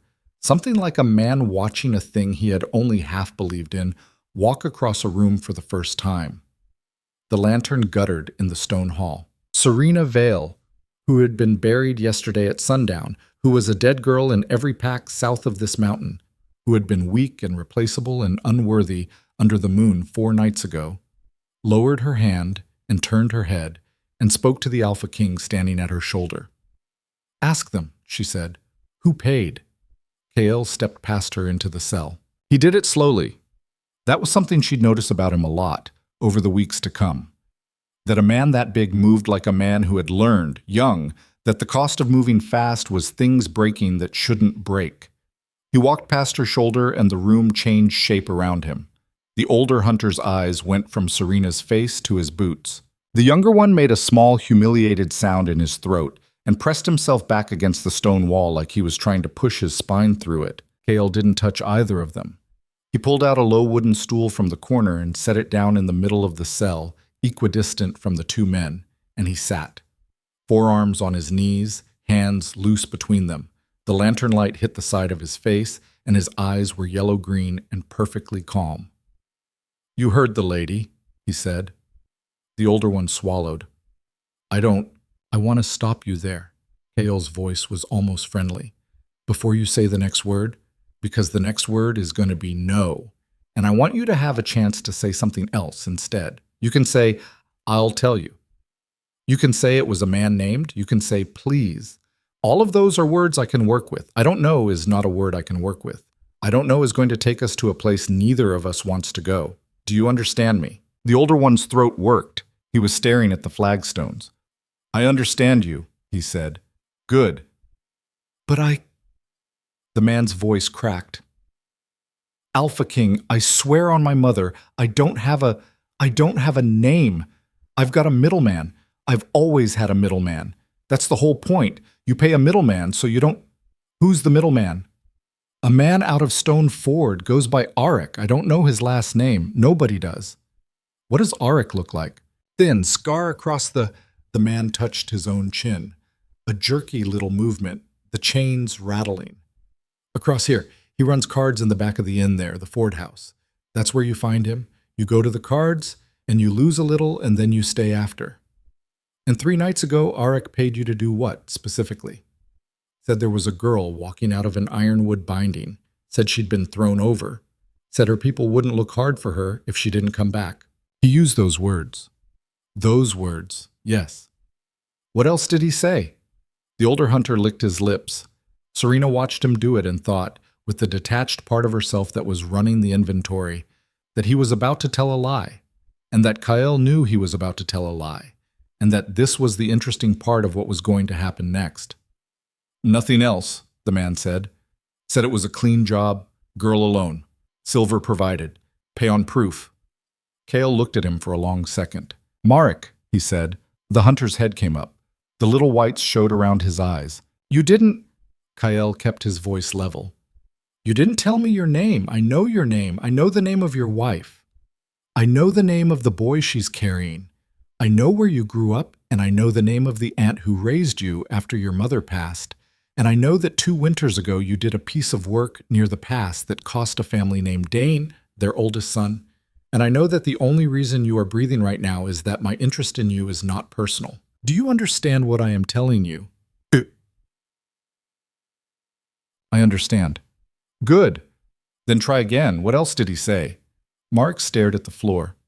He said, he whispered, he said if she came out alive somehow, he said if she came out alive and made it to the keep, we were to leave her. He said there were other people already in place for that. The room went very still. Serena felt it in her spine before she understood it in her head. Other people already in place. She watched Kael's shoulders. She didn't see anything move. She felt the room drop 10 degrees. "Where?" Kael said. "I don't know where." "Marek." "I don't know. Alpha King, I don't—" He didn't say where, he just said already in place. That's what he said. He said he was being paid double to tell us that, to make sure we didn't follow her up the mountain if she got away from us. That's all he said. "I'll tell you on my mother. I'll tell you on my boy. I don't know where." "And you believed him." "I believed him enough to turn back if she ran." "But she didn't run." "No, Alpha King, she didn't. And the 3rd man you came into the woods with, the one who isn't in this cell." Marek's face did a thing. "Boren got the furthest," he said quietly. He split off when you came down the slope. He went west, not back toward Ironwood, west toward the Stone Ford Road. I thought he was running for home, I think now he was running somewhere else. Kale was quiet for a long moment. Then he stood up. He didn't look at the hunters. He didn't say anything else to them. He picked the stool up and set it back in the corner, careful, the way he was careful with furniture, and he walked past Serena out the door and down the hall, and she had to turn and go after him just to keep up with what was happening. Kael? Not yet. He was walking faster than he'd walked her down. Her leg howled. She kept up anyway. Not here, upstairs. They went up the 3 staircases in half the time they'd come down. By the time they reached the corridor outside her room, her bandage was wet all the way through, and she didn't care. Kael didn't stop at her door. He kept going, past 3 more doors, around a corner she hadn't seen, up a half flight of wider stairs with a worn stone rail, and into a room that was twice the size of the one she'd woken up in, with a long oak table and a map pinned to one whole wall under a row of iron lamps. He went straight to the map. Hulda, he said, not raising his voice. And somewhere in the next room a door opened and Hulda came in with her braid over her shoulder and her gray eyes already narrow. You found something. He had help inside this keep. Serena's stomach went out from under her. Hulda did not react the way a surprised person reacts. She reacted the way a person reacts who has been turning over a worry for a long time and has just had it confirmed. You're sure? Hunters were told to stand down if she made it up the mountain. Somebody told Arik of Stone Ford that other people were in place. In place where, Hulda? In what place would they be in place if not here? Kael. I know. Kael, we moved her through the lower gate. Only 4 of us touched her coming in. You, me, Thompson at the gate. The girl in the kitchens who brought the broth. 5. He didn't turn from the map. The man who measured her for the clothes. Hulda went still. You sent Ren up to do the measurements, she said slowly. I did. Ren's been with us 9 years. I'm aware. Kael, find him. Hulda turned and went out the door without another word. Serena heard her feet on the stone of the corridor. Fast, even, not panicked. A woman who had been in this keep long enough to know how to move through it when something had come loose. Serena stood in the doorway of the map room with her bandaged arm pressed against her ribs, and her hair sticking to her temple with cold sweat, and she looked at the back of Kael Virex, and she said, What place? He didn't turn around. Somewhere close. Close to what? Close to you. He said it quietly. It landed harder than if he'd shouted it. He put one big hand flat on the map, on a stretch of black ink that she recognized belatedly as the shape of his own keep in miniature, 4 towers and an inner court and a long spine of hall along the north wall. And he let it sit there. Somebody in this house, he said, took coin to be awake when you were sleeping. I don't know who. I will. Until I do, I need you to do 3 things for me, and I don't have time to make any of them feel gentle. Look at me. She looked at him. He had turned now. His face was not friendly anymore. It was not unfriendly either. It was the face of a man with a short list and a shorter clock. 1, he said. You are not sleeping in that room tonight. I am putting you in my own wing. Before you say anything about that, there are 4 rooms in my wing. The middle 2 are Hulda's, and you are taking the one at the end with a door Hulda can see. I will not be in it. 2, you are not eating anything I have not watched prepared. Hulda will handle it. 3, if anybody, including me, comes to you tonight and says any version of come with me, you do not go. You go to Hulda. Do you understand me? Yes. Say it back. New room. Watched food. If anybody says, come with me, I go to Hulda instead. Including you. Good. Kael. My brother. He looked at her. Hulda's woman in Ironwood. Mirren. Does she know what's happening there tonight? She sends when she can. When was the last? Yesterday at dusk. She said your brother had stopped eating. She'd gotten bread to him under the grate. He'd set it aside. Serena closed her eyes. She had been holding Tomas at the back of her mind like a candle you keep your hand cupped around in a wind. She had been telling herself, whenever the cupping hand got tired, that a boy under guard in a cellar was still a boy, still breathing, still something that could be gotten to. Stopped eating was not that. Stopped eating was Tomas already halfway to deciding something, And Tomas had always decided things stupid and decided them fast, the way a 13-year-old decides them. Kael, I'm listening. I want to go get him. No. I'm not asking. I heard you. No. Kael. He crossed the room. He did not touch her. He stopped 2 feet from her, close enough that she had to tilt her head back a little to look him in the face, and he kept his voice low and almost gentle, which was worse than shouting. You have 3 holes in you, he said, and a traitor in this house, and between you and your brother there are 200 miles, a past that hasn't thawed, and 8 ironwood warriors your uncle that isn't has sitting on that cellar door. If you leave this keep tonight, you don't make it to him. If you make it to him, you don't come out with him. If by some miracle you come out with him, you both die in the pass. I am not telling you that to be cruel. I am telling you that because I counted it on the way up the stairs. I will get him out. I will not get him out tonight. When? Soon. Kyle. Soon means as soon as I know who in my own house sold him out to Draven, and whether the same person has sold him out again since. Soon means not blind. Soon means... He exhaled, and for a second, under the Alpha King, she saw something younger. A man tired in a way he didn't get to show very often. Soon means I don't put his head on a pike to save yours. You have my word on that, Serena. You've only had it for 3 days. I know it's not worth much yet. It's what I have. She stared up at him. I don't know what to do with you, she said, which was not what she'd meant to say. You don't have to do anything with me. Halda will take you to the wing. Go. He stepped back from her. She went, but the new room was smaller than the old one and had no window, which, she understood as soon as she saw it, was the point. The door was oak banded in iron, the walls were 5 feet of stone, and the only way into it was the corridor Halda would be sitting in all night with a cup of something bitter and a long knife across her lap. Halda did not come in with her. Sleep, she said from the doorway. Or lie down. Don't open this for anyone. Not for him. Not for me. Unless I knock 3 and then 2. 3 and then 2. Say it. 3 and then 2. Good girl. The door shut. Serena stood in the middle of the room in the borrowed black clothes, with her hair still in its bad one-handed braid. There was a cot, a chair, a small hearth with a banked fire, a basin, a pitcher. Somebody had put a blanket at the foot of the cot, folded the way her mother folded blankets. Somebody had left a small carved wooden cup of water on the stool by the head of the cot, covered with a cloth. She did not drink the water. She sat on the edge of the cot, and she held very still, and she listened. In the corridor on the other side of the door, she heard Halda settle into a chair with the small complaint of wood taking weight. She heard Halda blow once into a tin cup. She heard, further off, booted feet go past and not stop, 2 pairs. And then a man's voice, low, giving an order she couldn't make out, and the feet going away again. She heard the keep breathing. She'd never noticed before how much an old stone house breathed. Wind in the chimneys, water in the walls. The small creak of iron and wood where a hinge had cooled in the night. Somewhere a long way off a dog barked. A real dog, not a wolf. Once and then shut up.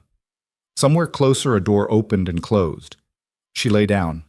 She didn't sleep. She watched the banked fire drop, slow, until it was just coals, and she watched the coals pulse with her own heartbeat, and she thought about other people already in place, and she thought about the one who ran west, and she thought about Tomas sitting on a dirt floor with a heel of bread beside him that he had not picked up, and somewhere in the middle of all of that, without her permission, she did sleep, a thin, twitchy, half-sleep, the kind where part of you is still awake in the dark and listening. That part of her heard the knock, 3 and then 2.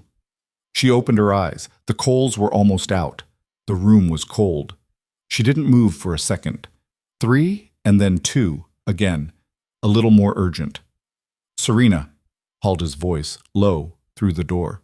Open. Now. Serena got up. Her legs screamed. She limped to the door and put her good hand flat on it. Halda? Open. She opened it. Halda was there with the lantern turned down low and a pistol. An actual pistol, an old, long-barreled thing, silver chased along the grip, in her other hand. Her braid was coming undone. Her face was flat and closed. Get your boots on. What? Now, Serena. Serena went and got her boots. She came back lacing the second one as Halda pulled her out into the corridor and started walking, fast, not toward the main stair, but toward a narrow servant's stair at the end of the hall Serena hadn't even known was there. Halda walked in front. The pistol was in her right hand, down at her side, the way a person carries a pistol who has carried one a long time. Halda, they got Ren. Who got? Whoever he was sending to. He's dead, in the kitchens. Knife under the ear, the clean kind, somebody who knew where to put it. Kale found him 15 minutes ago, which means whoever Ren was sending to is in this house, and they've just burned their own man to cover, which means they're ready, which means they're moving tonight. Walk faster. Where are we going?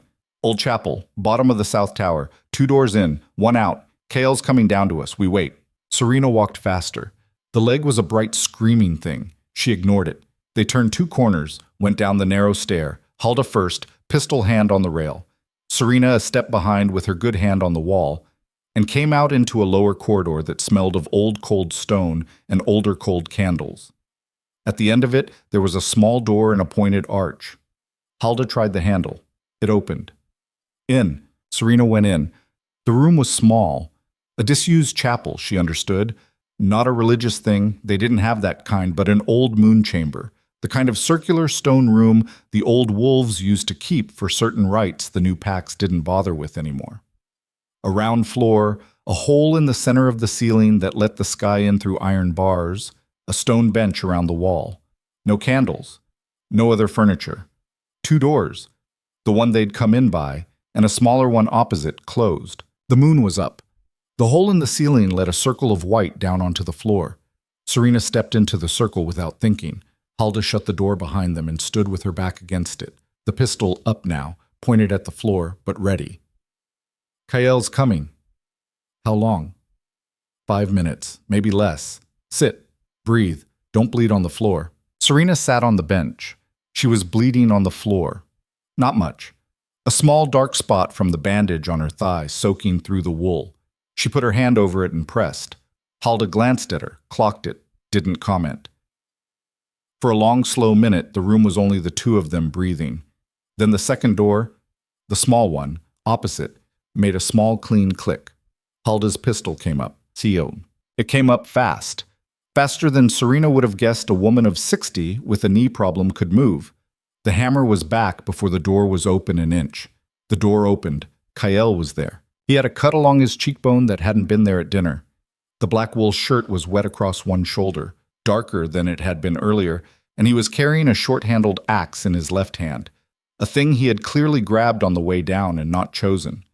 His eyes were the yellow-green of a wolf that had not quite come back under.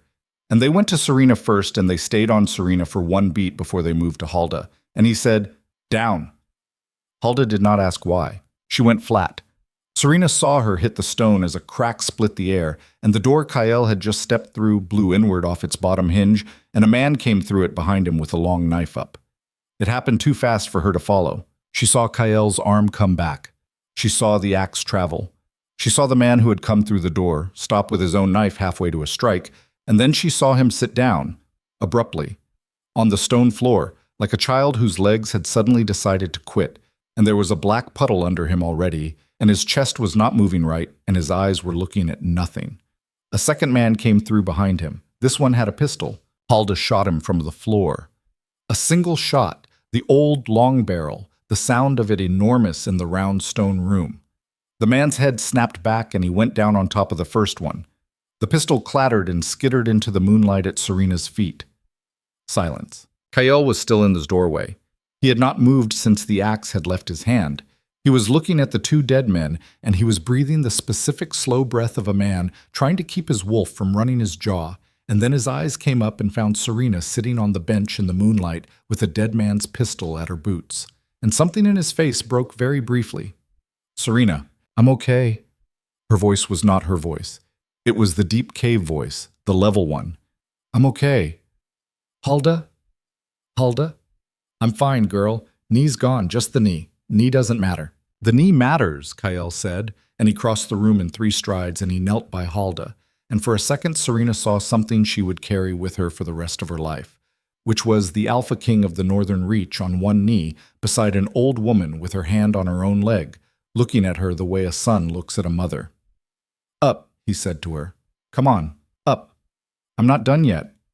I know you're not done. Up. He got Halda on her feet. She winced and spat a word Serena did not know and put her weight on him, and her free hand, the pistol hand, still holding the pistol, stayed up and steady. Serena, Kyle said, not looking at her, pick that pistol up. She picked it up. Do you know how to… I know. Her father had taught her and Tomas both when they were 10, pine stumps behind the drying sheds. She had been a good shot, actually. Not that anybody had noticed. Vale women did not traditionally shoot. Good. Kyle, who were they? House guards. Mine. Her stomach turned over. Yours. 2 of them. Out of 50. That's… His mouth twisted. That's better than I was afraid of. Come on, we're not done. The chapel is one of 3 rooms Draven's people would have known to push me into if they wanted me contained. We assume the other 2 are being watched right now. Then why did you come here? Because I counted on them expecting me to take you to my room, and they're watching the door of my room, which means a man of mine who is still mine is walking up to that door right now with a bundle of blankets in his arms. Serena stared at him. A decoy? Yes. You had a decoy ready. I have a decoy for everything, Serena. That is how you live to 41 in this job. He had Halda under the shoulder and was moving her toward the door they'd come in by, the one Serena had come in through. We go up the servants' stair. We take the north corridor. We go out the sally gate. There will be horses. We ride an hour. After that, we walk. We leave? For tonight, we leave. Kyle, there's a traitor in your There are at least 3 traitors in my house, probably 4, and I don't know their names, and until I know their names, I cannot fight them from inside this house. We go to the shepherd's hut on the East Ridge. We hold there. By morning, I have eyes on who came out of the keep tonight and who didn't. Then I come back. Then I start cutting names off a list. Until then, you're not sleeping under this roof, and neither am I. Walk. She walked. They went back up this narrow stair, Halda in the middle, leaning heavily on Kyle, Serena behind with the dead man's pistol held low and the safety still off. They went along a corridor she did not recognize, then down another stair, then along a low flagstone passage that smelled of hay. A door at the end. A hand of Kyle's on a latch she didn't see the mechanism of. The door swung in. Cold air hit her in the face. They came out into a stable courtyard under the moon. 3 horses were already saddled, breath steaming, reins wrapped around a post by a man in a dark coat who looked up when they came out and did not look surprised. A plain-faced man, 50, with a jaw like a hammer. Thompson. Alpha King. How many in the yard? 4. All mine, all clean, all watching the main gate. I've got 1 in the hayloft and 1 on the wall above the sally. East road's open. Good man. Kyle. There's a rider came in 10 minutes ago. Kale stopped with his hand on the saddle horn. From where? Ironwood, he said. Hard ride. He came alone and on a lathered horse, and the horse will not live. He's at the west gate. He says he's come with a message for the Alpha King from the Crow line, and he will not give it to anyone but the Alpha King himself. There was a silence. Serena felt the silence like a thing settling over her ribs. Name, Kyle said. He gave one. I didn't believe it. What name? Thompson's hard face did a very small thing, a thing she would not have seen if she had not been standing close enough to smell the horse sweat on him. He said, Thompson said, his name is Tomas Vale. Serena's hand closed on the pistol. She opened her mouth to say something, and Kyle's hand came up. Not touching her, just up, a weight without words. And she shut her mouth. Alpha King, Thompson said quietly. I did not bring him in. I left him at the gate. I'm telling you because you said I tell you everything tonight. The boy is 13 years old. He matches the description her woman in Ironwood sent up last winter. He is alone, he is ragged, and he is crying. I do not believe he is what he says he is. Why not? But… Because the cellar under the Crow Hall is locked from the outside, and the guard on that cellar is 8 deep, and the boy on that lathered horse has not bled a day in a week. A boy in a cellar 8 days would be… Thompson's mouth thinned. He would not look like this boy looks. Kyle was very still. Serena felt something in her chest go cold and then hot and then cold again. A terrible alternating thing, like standing too close to a fire and then stepping into snow and then back. "It could be him," she whispered. Her voice came out torn. "Kyle, it could be him. Mirren could have gotten him out. She said she was sending bread. If she was sending bread, she could have—" "Serena, he could be my brother." "I know what he could be." Kyle's voice was low, not cruel, worse than cruel. "Careful, the way you are careful with someone who is standing on the edge of a thing. I know what he could be, and I know what he could not." "Thompson, where is the boy right now?" "Westgate guardhouse, 2 of mine with him, not touching him, just watching." "Is he armed?" "Nothing we can see. He asked for water, we gave him water." "Has he said anything else?" "He has said the name Serena Vale twice. He has said he knows she's alive. He has said if we don't let him see her, his sister will never forgive us." A pause. "He is a very good crier, Alpha King. I will say that for him. If he is not real, he is one of the best liars I have seen in 20 years in your service." Kale closed his eyes. For a second, for one whole second, the longest Serena had ever seen him hold still, the Alpha King of the Northern Reach stood in a cold stable yard in the moonlight, with his hand on a saddle horn and his eyes closed. And he was not an Alpha King, and he was not a man with a short list and a shorter clock. He was just a man trying to decide whether to let a 13-year-old boy die. Then his eyes opened. They were not yellow-green anymore. They were all the way yellow. "Put him in the chapel we just came out of," Kyle said. "Don't tell him why. Tell him the Alpha King is on his way. Tell him the Alpha King wants to see him under the moon hole, because that's where the Alpha King sees all visitors who come in after dark. Don't let him go anywhere else. Don't let him touch anything. Don't let him out of your sight. If he tries to leave that room, you put him on the floor and you sit on him." "Yes, Alpha King." "Serena." "No." "Serena." "No. You're not going to make me wait up here while my brother—" "Listen to me." She made herself listen. She could feel Halda's eyes on her, and she could feel Kyle's eyes on her, and she could feel, down in the deep cave, the eye of her wolf watching very, very carefully. "If it is him," Kyle said, "I will know in 5 seconds. You understand? I will know. Your brother's scent is in the coat you came in wearing. I have had that coat. My wolf has it. If that boy in the guardhouse is Thomas Vale, he will walk into the chapel and my wolf will tell me before he opens his mouth. And then I will bring him to you, and you will hold your brother, and I will stand outside the door and be glad for you for the first time in a very long week. If it is not him, if it is a boy." Draven Crow has dressed up and pushed across 200 miles of pass country with a story and a knife in his sleeve. Then you are not going to be in the room when I find out, because if you are in the room, then Draven wins twice. Do you understand? She understood. She hated it. She understood it. "I go with Halda to the horses." "You go with Halda to the horses. You wait 1 hour. If I do not come to the Sally Gate in 1 hour, you ride. Thompson will ride with you. You do not wait beyond the hour. You do not come looking. Say it. 1 hour, then I ride. I don't wait. I don't look." "Good." Kyle, If it's him. If it's him, I bring him. If it's not—" He looked at her for a long beat. "Then I come back alone," he said, "and I do not tell you what I did. And you do not ask." He let go of the saddle horn. He turned and walked back into the keep, and the last thing she saw of him was the back of his shoulders going through the doorway of the low flagstone passage, the black wool dark with somebody's blood, the short-handled axe still in his left hand. Thompson peeled off 2 of the stablemen with a flick of his fingers and went after him. Halda put a hand on Serena's arm. "Up on the horse, girl." Serena got up on the horse. The leg screamed. She let it scream.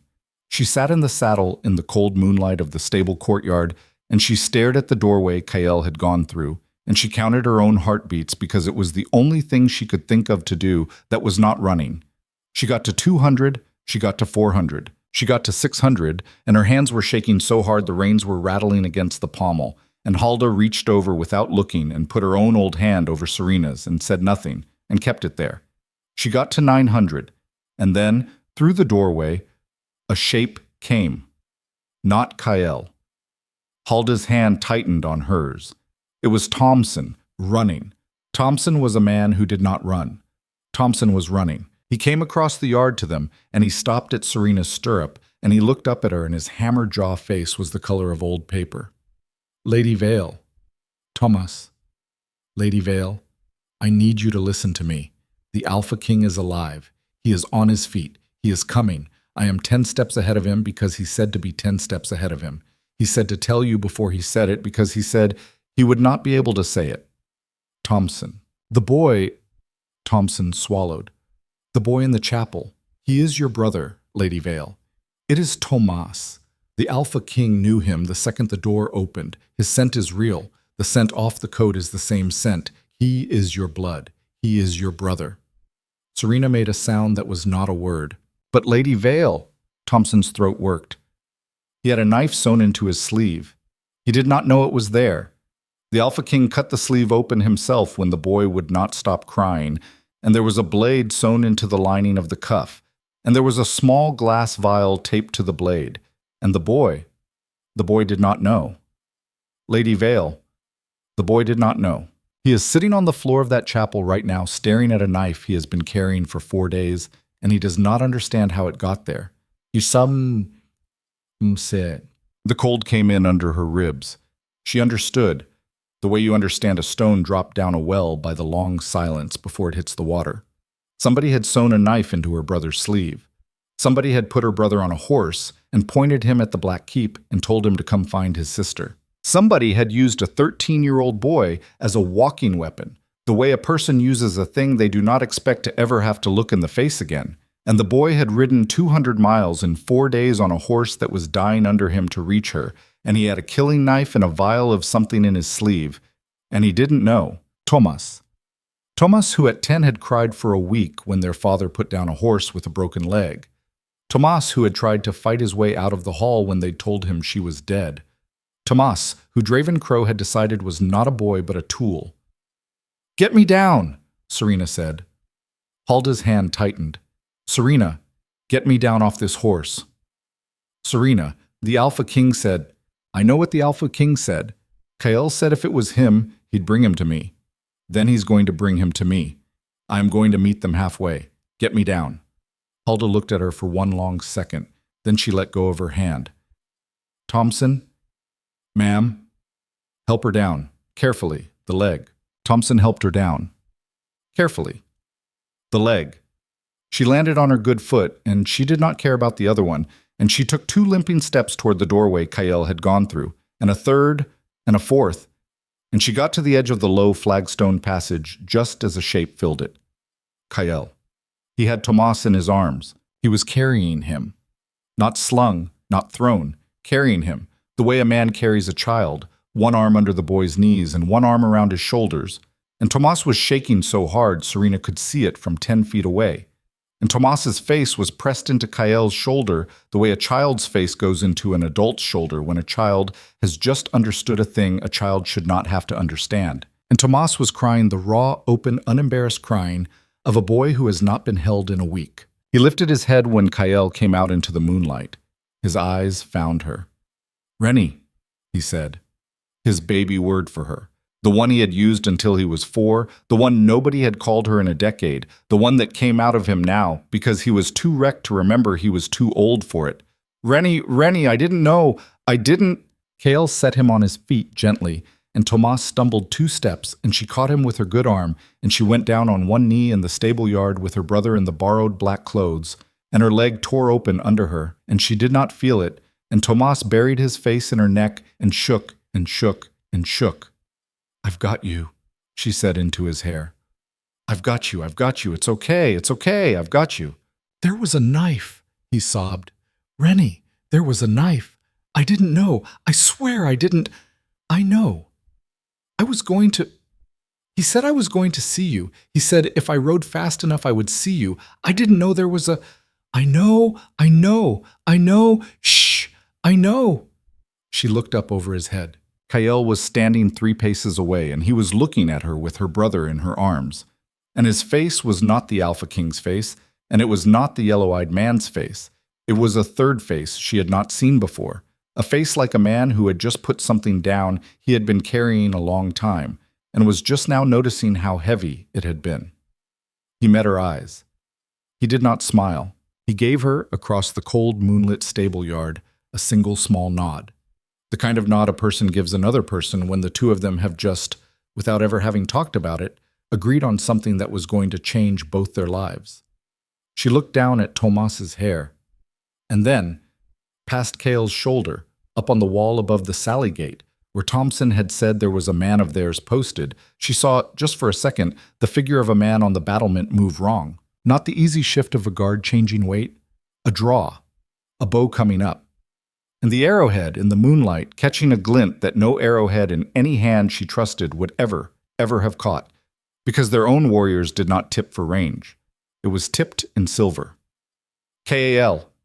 The bow loosed. Cale moved before the string finished singing. It was not a dodge.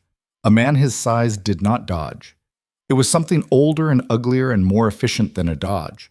A drop of the whole body, knees folding, shoulders turning, the short-handled axe still in his left hand coming up and across in a sweep that was not meant to block the arrow because you could not block an arrow. It was meant to put his own body in the path of hers. The arrow took him in the meat of the shoulder, the wrong shoulder, the one that had already been bleeding under the black wool, the one the man in the chapel had gotten a piece of before the axe had gone home. The silver head buried to the fletching. Kyle grunted, a small hard sound, not a cry, and went to one knee and was up again in the same motion, yellow eyes already finding the wall, the second shape, the one Thompson had missed. Hulda's pistol barked, not at the archer, at the stable door. A man had come out of the stable door. Serena hadn't seen him come out. Hulda had. The man went down with a small, neat hole in his throat, and his own pistol, also out, also up, also pointed at her and Tomas, hit the cobbles unfired. Hulda was already reloading. Serena watched, in the slow way a person sees things when everything is going fast. Hulda's old hands break open the long pistol and feed a new ball with the practiced calm of a woman who had done it in worse places than this. Thompson. Up, Alpha King. Archer. I've got him. Thompson was already going up the wall stair. He had a short bow unslung off his own back, a thing Serena had not registered he was wearing, and he was going up the stair two at a time the way a younger man would go, except he was not a younger man. He was Thompson with the hammer jaw and the bad ankle limp, and he went anyway. Serena, your brother. I have him. Into the stable, back stall, stay low, Hulda with you. Kyle, go. She went. She dragged Tomas, who was still half in her neck, still in that raw open weeping that 13-year-olds did when the thing had finally stopped being a thing they could hold. She dragged him toward the stable door. Hulda was behind her with the pistol up. Hulda's knee had given out properly now. She was walking on it anyway, every step a small grimace she was not letting anybody see. They got to the stable. They got through the door. They got to the back stall, the darkest one, where a gray horse Serena did not know stood calm and watched them come in with the mild, surprised expression of a horse whose night had been full of strange men. Down, Hulda said, behind the trough. Serena went down. Tomas went with her because Tomas was now essentially a weight attached to her left side and was not going to be anywhere she was not. She got them behind the trough, and she pushed Tomas's head against her ribs, and she held him there, and she listened. Out in the yard, one pistol cracked. Then another. Then from the wall, a different sound. A bowstring. But Thompson's, she thought, not the archer's, the quick, tight sound of a short hunting bow loosed at close range. And then a thud, and then silence. Then, a long second later, Kyle's voice. Low. Not shouting. Speaking to someone on the ground. Who paid you? A wet laugh. Not Kyle's. You know who. Say it. You know. The wet laugh stopped. Serena did not hear a blow. She heard the absence of a voice. She understood that Kyle had decided fast that the archer was not going to say anything they did not already know, and had decided the rest of it accordingly, and she found that she did not have a feeling about that. She had a different feeling about the fact that he was bleeding. That was the feeling she had. Hulda. The arrow. I saw. Silver. I saw, girl. Hush. Let him deal with the yard. How long? Depends on how deep. Depends on whether any broke off. Depends whether the head was coated or cast. Hush. Keep your brother's head down. Don't put your own up. She kept her head down. She kept Tomas's head down. She could feel Tomas's breathing against her ribs starting, slowly, to slow. The deep shaking of a boy who had cried himself into a place where crying was not working anymore, and a new quiet was taking over. That was not good either. That quiet was a shock quiet. She had seen it on older men after bad falls. Tomas. Rennie, stay with me. Stay with me. You hear the gray horse, huh? You hear him? He's calm. He's fine. He's not scared. Breathe like the gray horse. I can't. You can. In, out, like that. Good boy, Tomas. In, out. He breathed. Out in the yard, the shouting had stopped. Booted feet, Kael's, she thought. The slight, uneven stride of a man who had been hit somewhere, coming toward the stable. It's me. Come ahead. He came into the stable. She could see him around the edge of the trough, the long, dark shape of him in the doorway against the moonlight. He had the axe in his right hand now, not his left. The left arm was down at his side, and his shirt over the shoulder was a mess. Clear, he said. Yard's clear. Thompson's on the wall. He's sending 2 men up to the gates. I need you up. I need you on the horse. We're going now. Not in an hour. Now. The arrow. Later. KL. Serena. He had come all the way into the stable and was standing a few paces off, and he was making a visible effort to keep his voice low for her brother's sake. I have taken silver before. I am still standing. We will look at it at the hut. The hut is an hour I can do. Get up. Bring the boy. Halda. Can you ride? I can ride. Your knee. I can ride, Kyle Virex. Don't insult me twice in one night. Fine, up. They got up. Tomas moved like a person in a dream. Serena kept her good arm around his shoulders and steered him by the small of his back, and she was aware, as they came out of the stall, of Kael's eyes on her brother, not on her, and of the specific way Kael was looking at him, not coldly, but like a man taking the measure of a piece of responsibility he had just, in the last 5 minutes, become unable to set down. In the yard, 3 horses still stood where they'd stood. One of Thompson's men was at their heads. The dead archer was down beside the sally gate in a dark pool, and the man Halda had shot by the stable door had been dragged out of the way and propped against the wall like a drunk, which Serena understood was somebody being tidy for her brother's sake. Boy. Kael had stopped in front of Tomas. Tomas looked up. His face was a wreck. He was still in the stupid half-ceremonial shirt Draven had dressed him in for the ride, the sleeves of which had both been cut open now, one at the cuff where the knife had come out, and one at the elbow where Kael had felt for a second one. His eyes were Serena's eyes, only bigger, younger, red at the rims. Alpha King, you are going to get on that bay mare there. Her name is Ket. She is a quiet horse. She will do what you ask her, and she will not do what you don't ask her. You can ride, your sister tells me. Yes, Alpha King. Good. Your sister is going to ride in front of me. Halda is going to ride the black. You are going to ride beside Halda. You are going to stay beside Halda. If anything happens on the road, you stay with her. If Halda goes down, you ride to the tallest pine on the east ridge and you wait under it. Do not go home to your pack. Do you understand me? Yes, Alpha King. Your name is not Tomas anymore. On the road. Your name is Ren. You are Halda's grandson. You are a boy she is taking to her sisters in the valley. If anyone asks, that is who you are. If someone puts a blade to you and asks your real name, you tell them your real name, because I'm not asking you to die for a lie. But until a blade is at your throat, your name is Ren. Can you do that? Tomas's throat worked. Yes, Alpha King. Good boy, up you go. Tomas went to the bay mare. She watched her brother put his foot in the stirrup, shaking, but getting the stirrup right, the way their father had taught him, and swing up onto the mare's back. He settled. His hands knew what to do with the reins. Somewhere under the shock, the boy who had been riding since he was 4 was still in there. Kael turned to her. Up, he said. The arrow. Serena. Up. She went to the 3rd horse. It was a big iron-gray stallion with a mean eye, and Kyle cupped his good hand at her bad leg and boosted her into the saddle before she could argue about it. She swung her bad leg over without screaming and was proud of herself for a second, and then Kael was up behind her. A single tight motion, the long body settling behind hers, his good arm coming around her ribs to take the reins.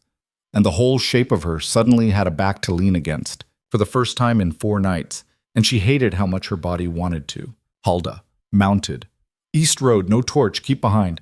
I know the road, Kael. I know you know the road. Keep behind. He pressed his heels. The gray went. They rode out under the Sally Gate and onto a narrow track that went down along the north face of the mountain, switchback after switchback, the pines closing in on both sides and the moon bright enough to ride by if you kept your head up. The cold was the kind that would have killed Serena in an hour a week ago. Tonight, she barely felt it. Her body had something else going on. Her body had his body pressed against her back, and her bad leg seeping through the wool into his saddle, and his bad shoulder, she could tell which one was the bad one by the way he rode, held up and off her, carefully, so that he would not bleed onto her hair. Halda and Tomas came behind, a horse length back, never more, never less. Halda rode one-handed, pistol across the saddle. Tomas rode like a small, dazed crow, his knees too high in the stirrups because he was still growing into his own legs. They rode for what Serena would later guess was 40 minutes. Kael did not speak. What he did as they rode was bleed. She could feel it. The back of her right shoulder was getting wet. Not a lot. Kael was holding himself off her as much as he could. But enough. Enough that she knew. She did not say anything about it for a long time, because she had understood by the second switchback that saying anything about it would make him speak, and him speaking was taking something out of him that he did not have to spare. Finally, at the top of a rise where the track flattened out along a shoulder of the mountain and the wind picked up and carried the smell of wood smoke from somewhere ahead. The hut, she thought, somebody had a fire already going. One of his people must have ridden ahead with word. She could not stand it anymore, and she said low, "How bad?" "Bad enough." "You lied to Halda." "I did." "The head broke." "Yes?" "Inside you." "Yes." Kael. "Serena, we'll be at the hut in 10 minutes. Halda gets it out. This is not my first one. Don't waste breath on me. Save it for your brother." She didn't answer. She put her hand carefully back on his good arm, the one wrapped around her ribs, the one holding the reins. And she squeezed, once. She didn't say anything. He didn't say anything. She felt him, just once, press his forehead against the back of her hair. Then he lifted it again. They rode on. The hut was not a hut. That was the first thing she thought when they came over the last rise. In her mind, Shepard's hut on the east ridge had been a stone box with a door and a hearth, the kind of thing her own pack kept in their high pastures, a place where a man could get out of the weather if he had to spend a night with the sheep. This was a long, low building of mortared stone with a slate roof, 2 chimneys, a tidy wood stack under an overhang, and warm yellow light in 2 small windows. A man stood in the doorway with a lantern down low at his knee, coming out to take the horses before they had even stopped. Alpha King. "Ben." "Word came up an hour ago." "From who?" "Thompson, by bird.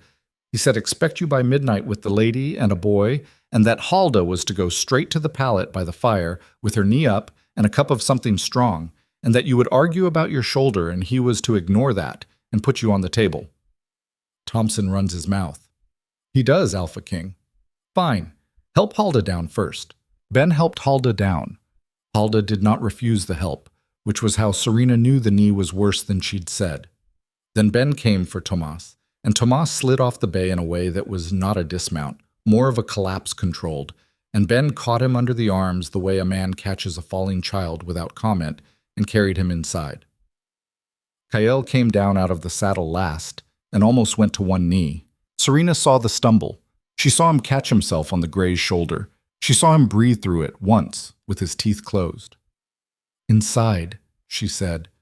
She was off her own horse somehow. She did not remember dismounting, and she was under his good arm. "Inside. Now. Kael. Now." "I'm coming." "Walk." He walked. She got him through the door. The room was warm, blindingly warm after the ride, a low-beamed long room with a big stone hearth and a plank table scrubbed pale and two narrow beds built into alcoves along one wall. Halda was already by the hearth, being settled into a low chair by Ben. Tomas was on one of the beds, curled on his side with a blanket pulled up to his chin and his eyes closed, and Serena could see, even from across the room, that he was not asleep. He was just doing the thing he had done as a little boy when the thing was too big to look at, which was to shut his eyes and pretend. Another man was already pulling a basin of water off the hook over the fire and setting it on the plank table. Ben gestured at the table. Alpha King. I'll stand. Alpha King, Ben said again, patient, the way a man speaks to a bigger man he has served for a long time. You will lie down on the table or you will fall on the floor, and I will have to pick you up and put you on the table anyway, and your lady will never let me forget it. Lie down. Kael lay down. It was Pete. Serena would not forget this. The most human he had looked since she had met him. He let Ben help him out of the wool shirt. His jaw was clenched the whole time, and he did not make a sound, but his breath was coming short through his nose in little puffs, and he was the color of old ivory under the tan of his face. The wound was bad. She could see it now. A high entry in the meat of the shoulder, an inch from the collarbone. The shaft sawed off short by somebody on the ride, and the broken end dark and ragged. Silver burn already crawling out around the entry in a star pattern of bruised black lines. Halda was up on her feet again. Sit down, Kael said through his teeth. Sit down yourself, boy. She came to the table. She did not limp going to the table because Halda did not limp in front of work. She had something in her hand, a thing Ben had handed her out of a chest by the hearth, a roll of dark oilcloth that she unrolled on the table next to Kael's head, and it was full of small clean tools of blackened steel that Serena did not want to look at too closely. Girl? Yes. Come here. Stand on that side. Give me your good hand. Serena went around the table. She gave Halda her good hand. Halda put it firmly on Kael's forehead. Hold him. I can't. You can. You are going to. He is not going to move while I work, because if he moves while I work, I cut something I don't want to cut. If he starts to move, you put your weight on that hand and you press his head back down. He will let you. He will not let any of us. Do you understand? Yes. Kael. Bite. Halda put a folded strip of leather between his teeth. He bit down on it with the closed jaw patience of a man who had bitten down on leather before. His eyes moved. They found Serena's. He looked up at her from the table with his yellow-green eyes and the leather between his teeth and his bad shoulder black around the wound, and he, of all the ridiculous things, he winked. A small one. A half blink. The kind of thing you give a nervous child to show them the dog is not going to bite. Serena felt something do a strange, small turning over in her chest. Hold, Halda said, and she went to work. It took 11 minutes. Serena counted. She counted to keep from watching. She counted because counting was a thing to do. Halda worked with the quick black competence of a woman who had dug broken heads out of wolves for 40 years. She did not hum. She did not talk. At one point, Kael's whole body jerked up off the table an inch, and Serena's good hand was on his forehead, and she pressed, hard, two-handed on the one-handed strength she had, and he went back down, and his eyes over the leather said thank you, and her eyes said shut up. Don't thank me, you stupid man. Don't you dare thank me. At minute 9, Halda said, very quiet, there it is, and Serena heard a small wet click that was something small and hard coming out of something soft. And then a longer silence that was Halda cleaning it, and then a hiss that was whatever she poured in after, and Kael made a sound at the back of his throat that was not a scream only because of the leather. At minute 11, Halda straightened. Done, Kael spat the leather out. Halda, you're welcome. You took your time. I took the right time. Shut up. Drink this. She shoved a tin cup against his mouth. He drank. Whatever it was made his face do a thing. He drank the rest of it anyway. Bed. No.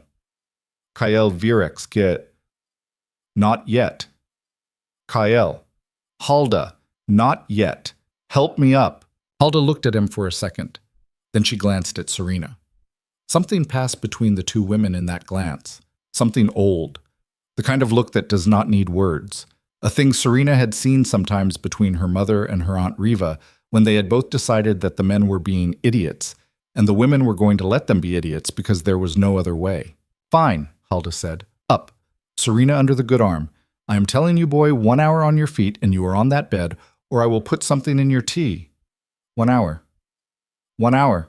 They got him up, Serena under the good shoulder. Halda let them do it alone because Halda, now that the silver was out, had pride enough to go back and sit down by the fire. Ben had started something in the pot over the coals, a broth, thick with barley. The smell hit Serena in the stomach, and she realized for the second time in 2 days that she was starving. Kael walked, with her help, to the plank bench along the wall. He sat down slowly. He breathed. He reached up, and with his good hand he pulled her down onto the bench beside him. Not hard, just insistent, the way a man pulls a friend down onto a bench at the end of a long day. Sit. I'm sitting. Listen. I'm listening. He looked across the room at her brother.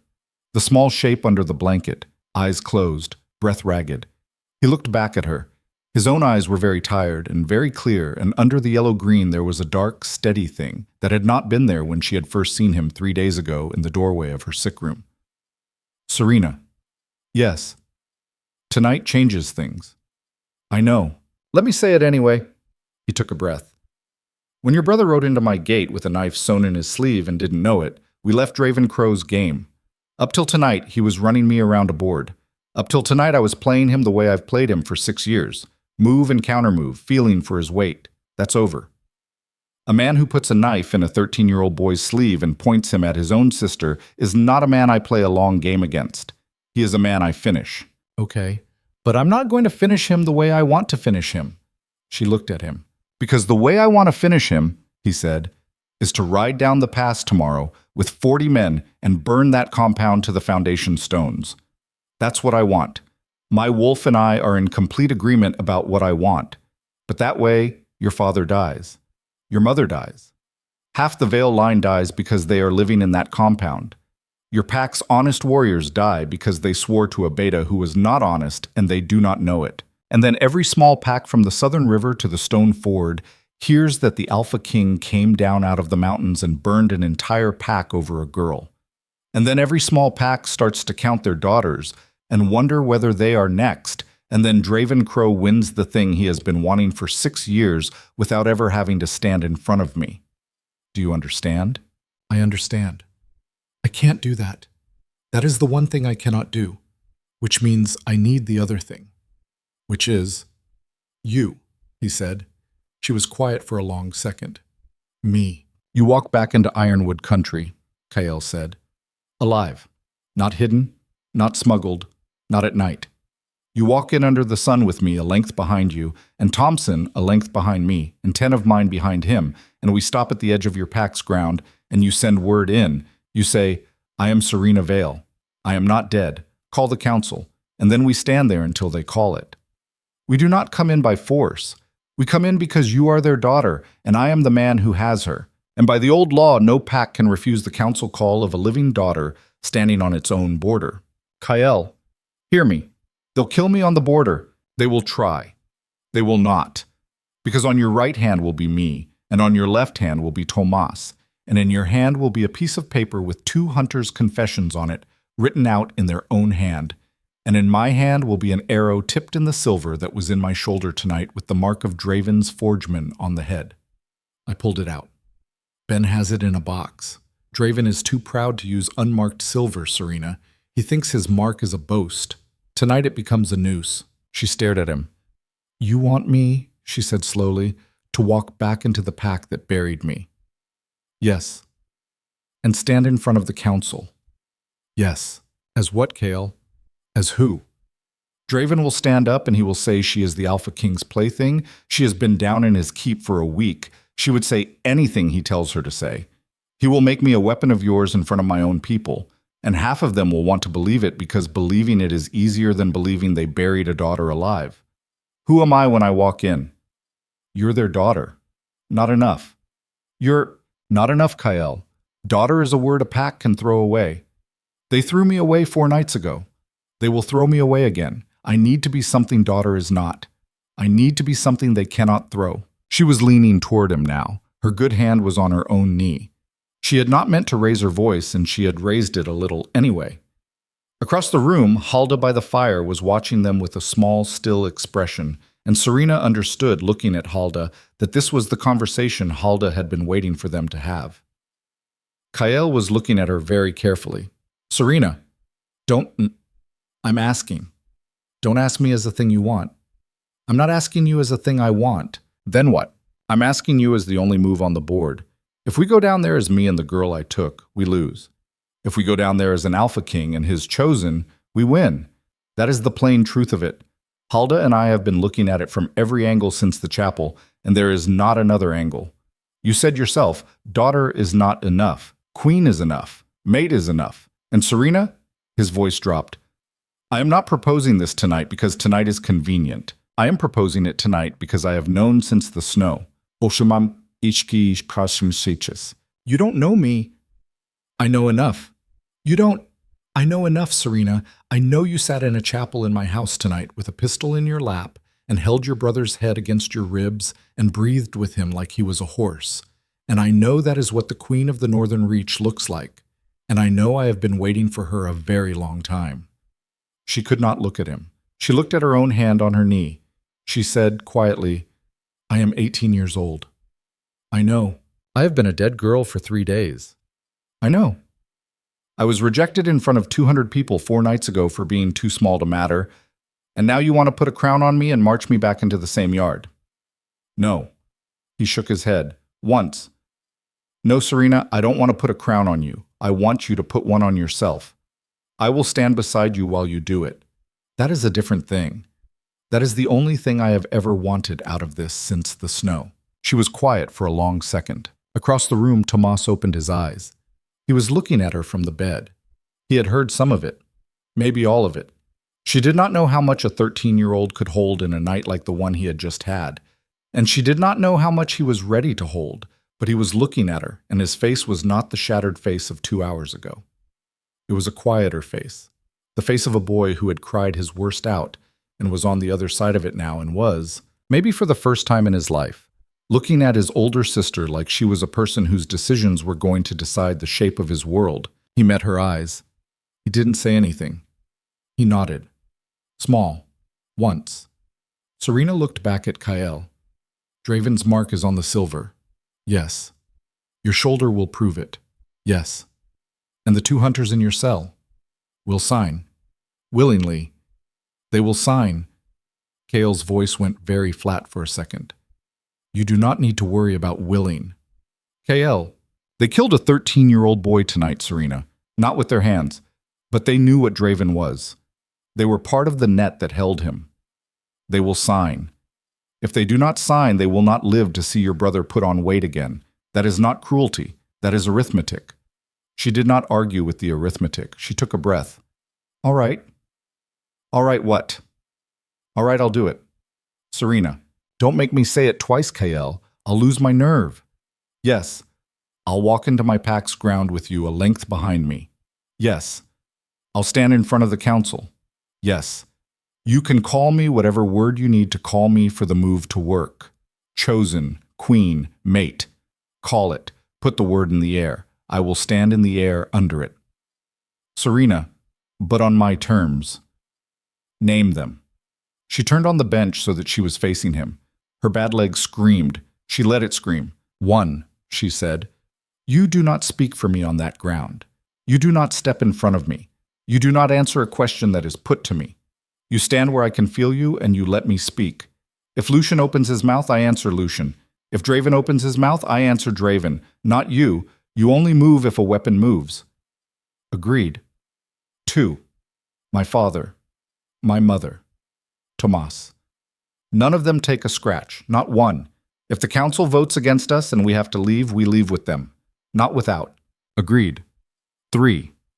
When it's done, whether we win or lose, I decide what happens to Lucian. Not you, not your wolf, me. He was quiet for a second on that one. Serena.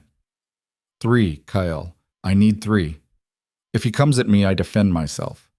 If he comes at you, you defend yourself. If he stands still, he is mine. A longer silence. Agreed. 4. Her voice dropped. Me and you, whatever the word is that we use in front of the council, that word is a tool on that ground. We use it, we say it, we stand under it. But between you and me in this room, Kael Virex, the word waits. I will not be a queen tonight. I will not be a mate tonight. I will not stand up from this bench and walk into some bedchamber with you because we said a word in front of 200 people. If the word becomes true between us, it becomes true on its own time, not the council's, mine. He looked at her for a long moment, and then he did something she had not expected from him, which was that he took his good hand off his knee and he put it palm up on the plank bench between them. He did not reach for hers, he just laid his hand there and left it. An offer. A thing a person could take or not take. Agreed, he said. On all of it. 4 clauses. We ride in 3 days. That gives your leg time. That gives my shoulder time. That gives Halda time to send word ahead. We ride under the sun. You go in front, I go behind. She looked at his open hand. She did not take it, but she did, after a second, lay her own good hand next to his on the bench, not touching, so that the edge of her small finger was a thumb's width from the edge of his. Not a promise, a near thing, the kind of thing that said, I hear you, and I am not running, and that is the most I have for you tonight. He understood. He closed his eyes for a second. When he opened them again, they were very tired and very steady and not quite human at the edges. All right, Vale, he said, low. We moved the board. They did not sleep much. Halda dressed the shoulder properly. Ben stoked the fire and set broth and dark bread out on the plank table. And Tomas, without anyone telling him to, got out of the bed and came and ate, which Serena took as a kind of small signal from her brother that he had decided somewhere in the last hour that he was going to live in this world a little longer after all. He ate 2 bowls. He didn't talk. At one point he leaned against her good shoulder and fell asleep against it mid-chew with a piece of bread in his hand, and she held very still and did not move for 10 minutes, so he wouldn't wake. Halda watched them. Halda's face did not do anything, but Serena caught her twice, looking at them across the hearth with the specific stillness of a woman who was adding something up. Kael slept an hour.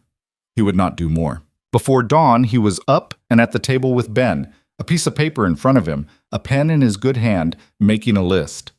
Serena watched him write.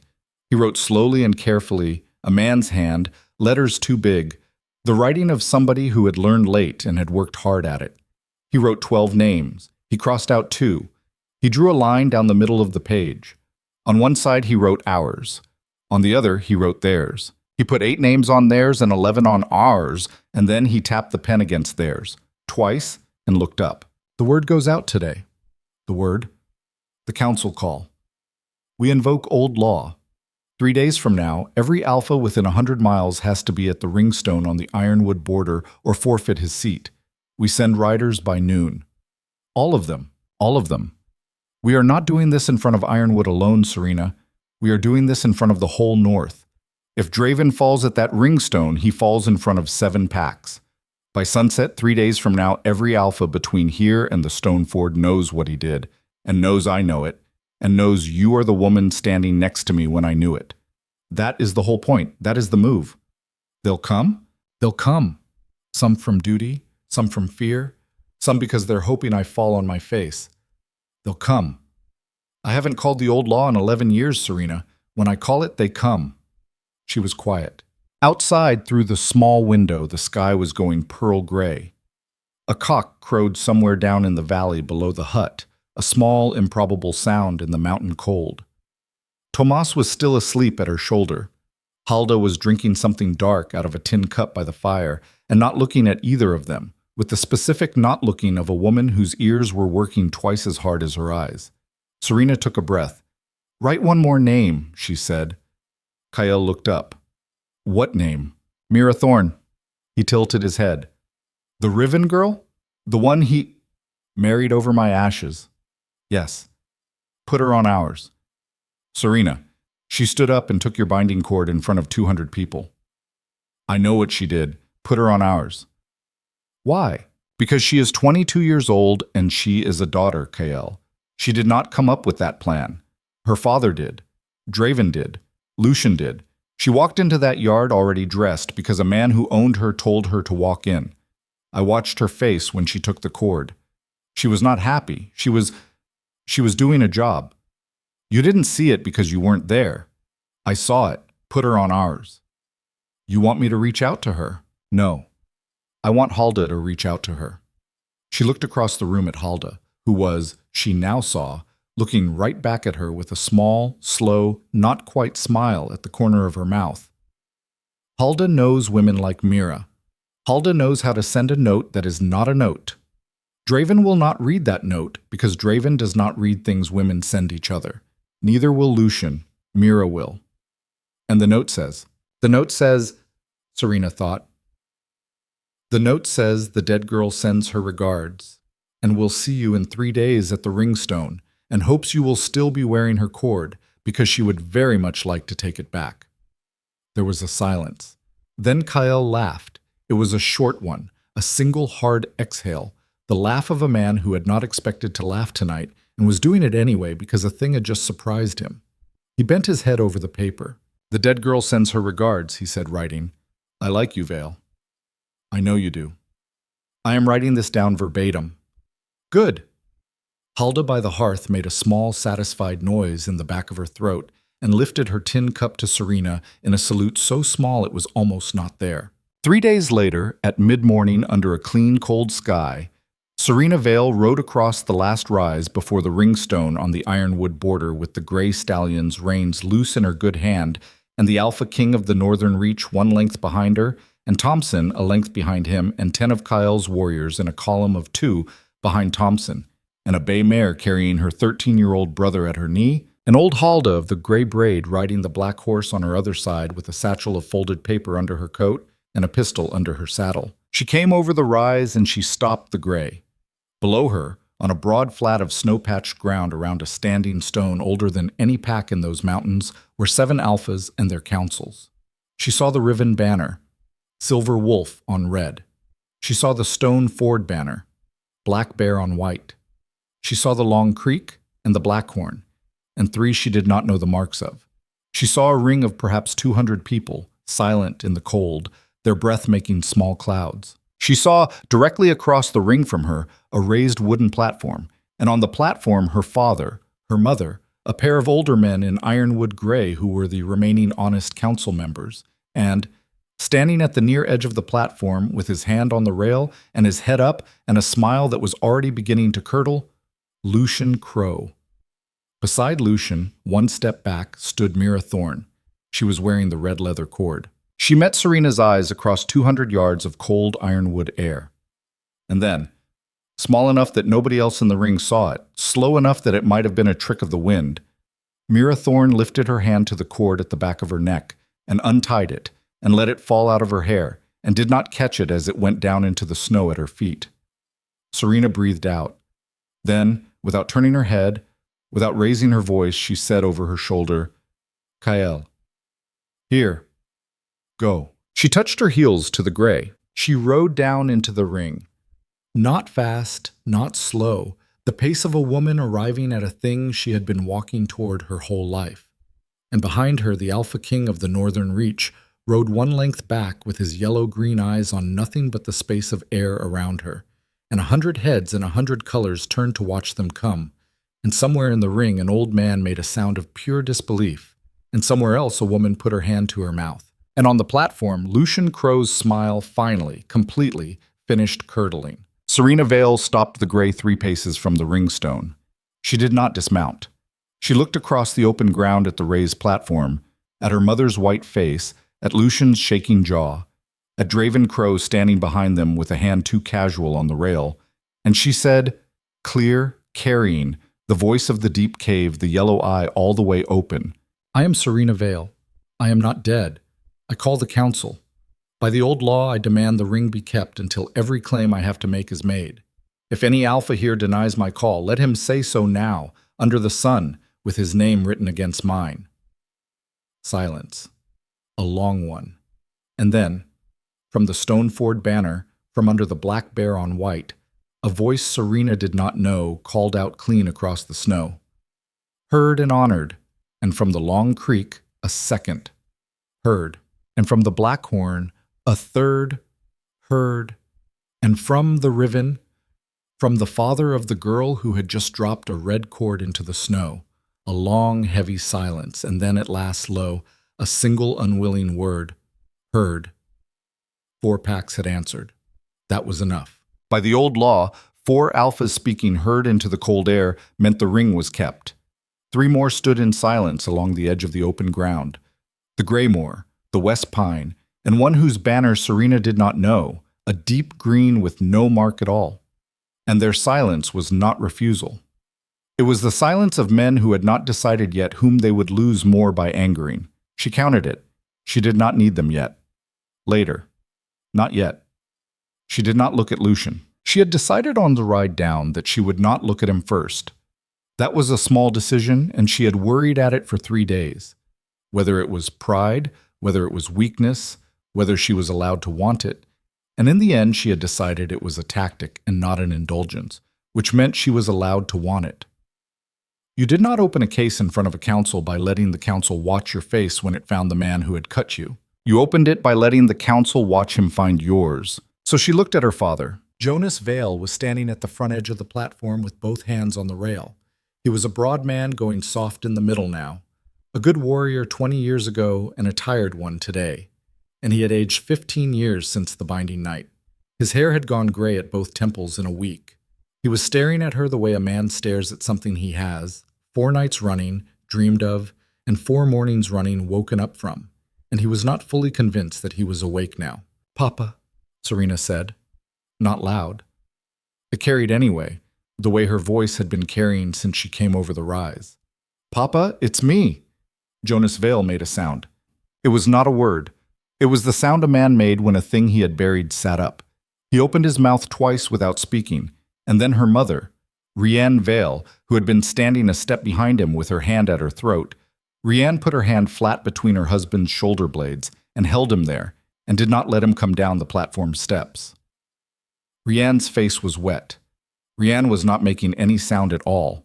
It was Morin Vale who moved. The old elder, 91 years old, the man who had refused to finish the binding over Serena's body 4 nights ago and walked out of the ring, pushed himself off the end of the platform where he had been sitting on a low stool, and he walked across the snow on a cane with a knot at the head of it the size of an apple, and he walked all the way up to the nose of the gray stallion, and he stopped there, and he put his free hand on the horse's neck, and he looked up at her. His eyes were very clear. "Serena Vale," he said. "High Elder. You come into this ring alive." "I come into this ring alive." "Who stands behind you?" "The Alpha King of the Northern Reach." Morin Vale's mouth did a thing that was not quite a smile. "And does he stand behind you," he said, loud enough for the whole ring to hear, "as a man stands behind the woman he has taken, or as a man stands behind the woman he follows?" Serena did not hesitate. "He stands behind me," she said, "because I asked him to, and because I would not have him anywhere else today, and because he has agreed that on this ground, under this sun, in front of this council, I speak for myself, and he speaks only if a weapon moves. Ask him. He will tell you the same."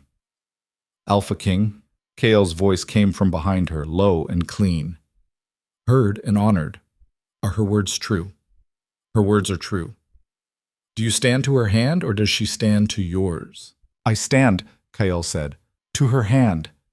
A ripple went through the ring. It was not a small thing, what he had just said, and Serena felt it even without turning her head, the way the breath of 200 people changed at once, the way the Greymoor Alpha, the one who had been silent, shifted his weight in his boots. "I stand to her hand." No Alpha King of the Northern Reach had said that of a woman, not once in the 11 years Kael Virex had held the mountain, not once in his father's 30 years before him. It was a form of words that had fallen out of the ring for 2 generations. People had forgotten it meant anything. They were remembering now. Morin Vale's face did not change, but his old hand on the gray's neck closed briefly into a fist and then relaxed. She understood. That had been the answer he had come down off the platform to hear. "Then speak, granddaughter of this line," he said. "You have the ring." He stepped back. She swung down off the gray. The leg held. She had been working it for 3 days, quietly, when nobody was looking, standing, walking, putting her weight on it in the hut. And it held now, because it had to. She handed the reins to Thompson without looking back. She walked forward 3 paces to the ring stone, and she put her good hand on it, palm flat, the way claimants had put their hands on it for 200 years before her. The stone was cold. It had been cold for 200 years. "I am Serena Vale," she said. "I am the daughter of Jonas Vale, son of Morin Vale, of the Vale line of Ironwood. 4 nights ago I stood in this pack's yard in my grandmother's dress and was rejected by the man I was promised to, Lucian Crow of the Crow line, in front of 200 witnesses. I do not dispute the rejection. The rejection stands. I am not here to ask for it back. I do not want it back." She let that land. She saw, at the edge of her vision, Lucian's hand go very still on the rail. "I am here, she said, because after the rejection, before dawn, 7 hunters were sent into the woods behind my pack's ground with silver-tipped arrows to finish me. I have their names. 2 of them are alive and in custody at the Black Keep. Their confessions, in their own hand, are in this ring this morning." She did not gesture. Halda, on the black horse, was already opening the satchel. "One of them is dead of his wounds. 4 of them were killed in the woods by the man behind me when he came down out of the pass and found them hunting me. A 7th—" She paused, and her voice sharpened. "A 7th turned west, not south, at the moment of the fight. He did not run for home.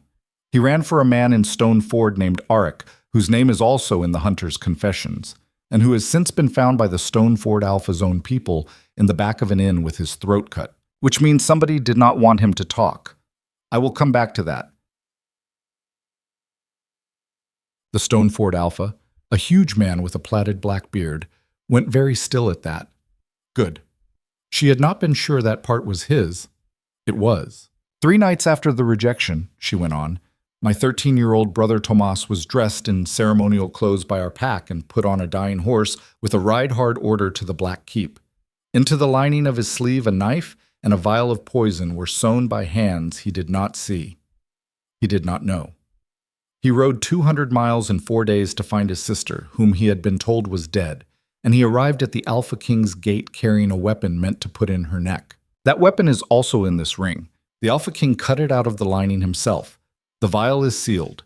The Blackhorn Alpha's own healer can test it here, today, in front of this council. I invite her to.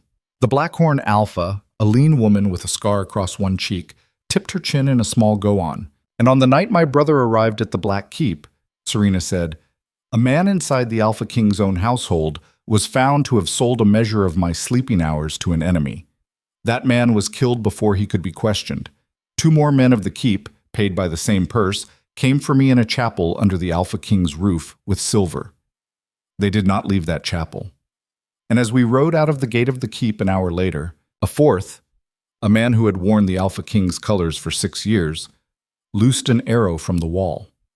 He missed me. He hit the Alpha King high in the shoulder. That arrow is here. Now Halda lifted it. She did not speak. She rode the black horse 2 paces forward, and she leaned down, and she handed a short length of arrow, the head, the broken shaft, nothing more, across to the high elder Morin Vale, who took it in his old spotted hand. He turned it over. He turned it over twice. Then he walked, slowly, because he was 91, along the edge of the ring, showing it, to the Stone Ford Alpha, who bent down from his great height and looked at it and grunted once, to the Blackhorn, who took it in her own hand and tilted it to the light and made a thin whistling sound through her teeth, to the long creek and the riven and all the way around the ring, and at every stop Morin Vale said nothing, only held it up at the right angles so that the maker's mark stamped into the cold flat of the silver head caught the sun. Every Alpha in that ring knew that mark. It was the mark of Ordrin the Forgeman, who lived in a shed behind the ironwood smithy, and who had worked for only one customer in the last 4 years, and whose customer was not Jonas Vale, and was not any elder of the Vale line, and was not the Ironwood Alpha, because the Ironwood Alpha had been old and sick for 2 winters now, and had not ordered a weapon from any smith in that time. Ordrin the Forgeman worked for Draven Crow. Everyone in the ring knew it. Everyone in the ring had always known it. The difference was that until today, nobody had ever been forced to say it out loud under a council stone. Morin Vale walked back to the center, and he held the arrow up, high above his white head, and he turned, slowly, a full circle, so that every alpha and every warrior and every pack member standing in the ring could see it. "The mark of Ordrin," he said. He did not raise his voice. He did not need to. "Made in the smithy of this pack by the hand of a man who works for one customer." He turned on the cane. He pointed with the head of the cane without looking, straight at the platform. "Draven Crow," he said, "come down off there. You owe this council an accounting." There was a silence. It was the kind of silence you get in a room when a thing that has been building for years finally steps out into the light, and everyone in the room is working out whether they are going to be on the right side of it or the wrong. Serena could feel it. She could feel the balance of the ring shifting around her like a slow, heavy table being tilted. She did not move from the stone. She kept her hand on it. Draven Crow did not come down off the platform.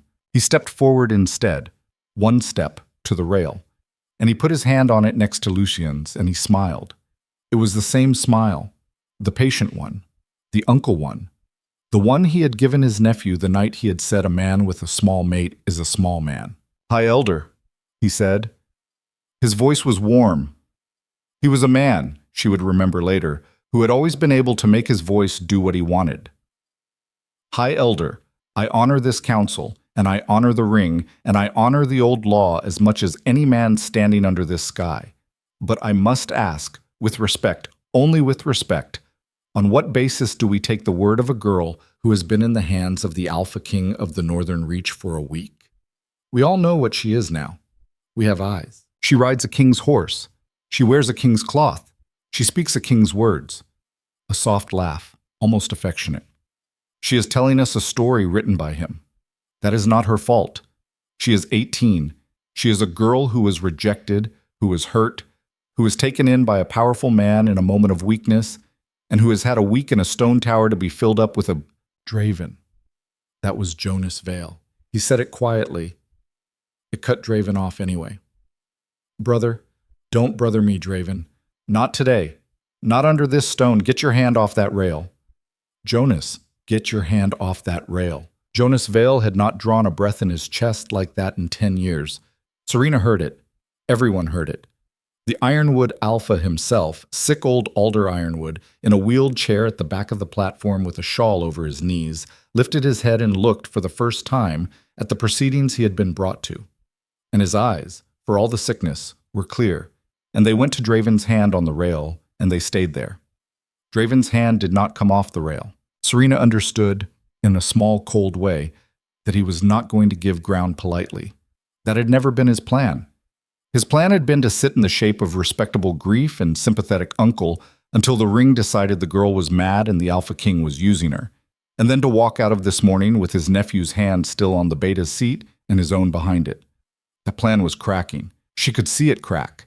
She could see him deciding, visibly, whether to try to glue it back together or to smash it and reach for the other one. He reached for the other one. "The girl is not a Vale anymore." He said it loud. A crack across the ring. Serena felt it go through the crowd like a stone into water. "What did you just say?" Jonas Vale said, very low. "I said," Draven repeated, and now he was not smiling. "The girl is not a Vale anymore. The rejection broke that. A woman rejected at her own binding loses her claim on the mate line, and by the old law, her claim on the name. That's the law. That is the law, Jonas. That is the law. She stands on this ground under a name she does not own, and she speaks for a line she is no longer part of. I am not, with all respect to this council, I am not prepared to let a girl whose name has been, by our own pack's right, severed, stand here and accuse an honorable warrior of— I'll stop you there." That was Morin Vale. The old elder did not raise his voice. He was leaning on the applehead cane, and he was looking at Draven with the specific tired disgust of a 91-year-old man who had lived through 3 of these moments in 3 different packs, and had hoped, at least a little, not to live through a 4th. "The old law you are citing," Morin said, "was written in the time of Black Dell, before you were born, before your father was born. It says a woman rejected at her binding loses her claim on the mate line of the man who rejected her. It does not say she loses her name. It does not say she loses her blood. It does not say she loses her father.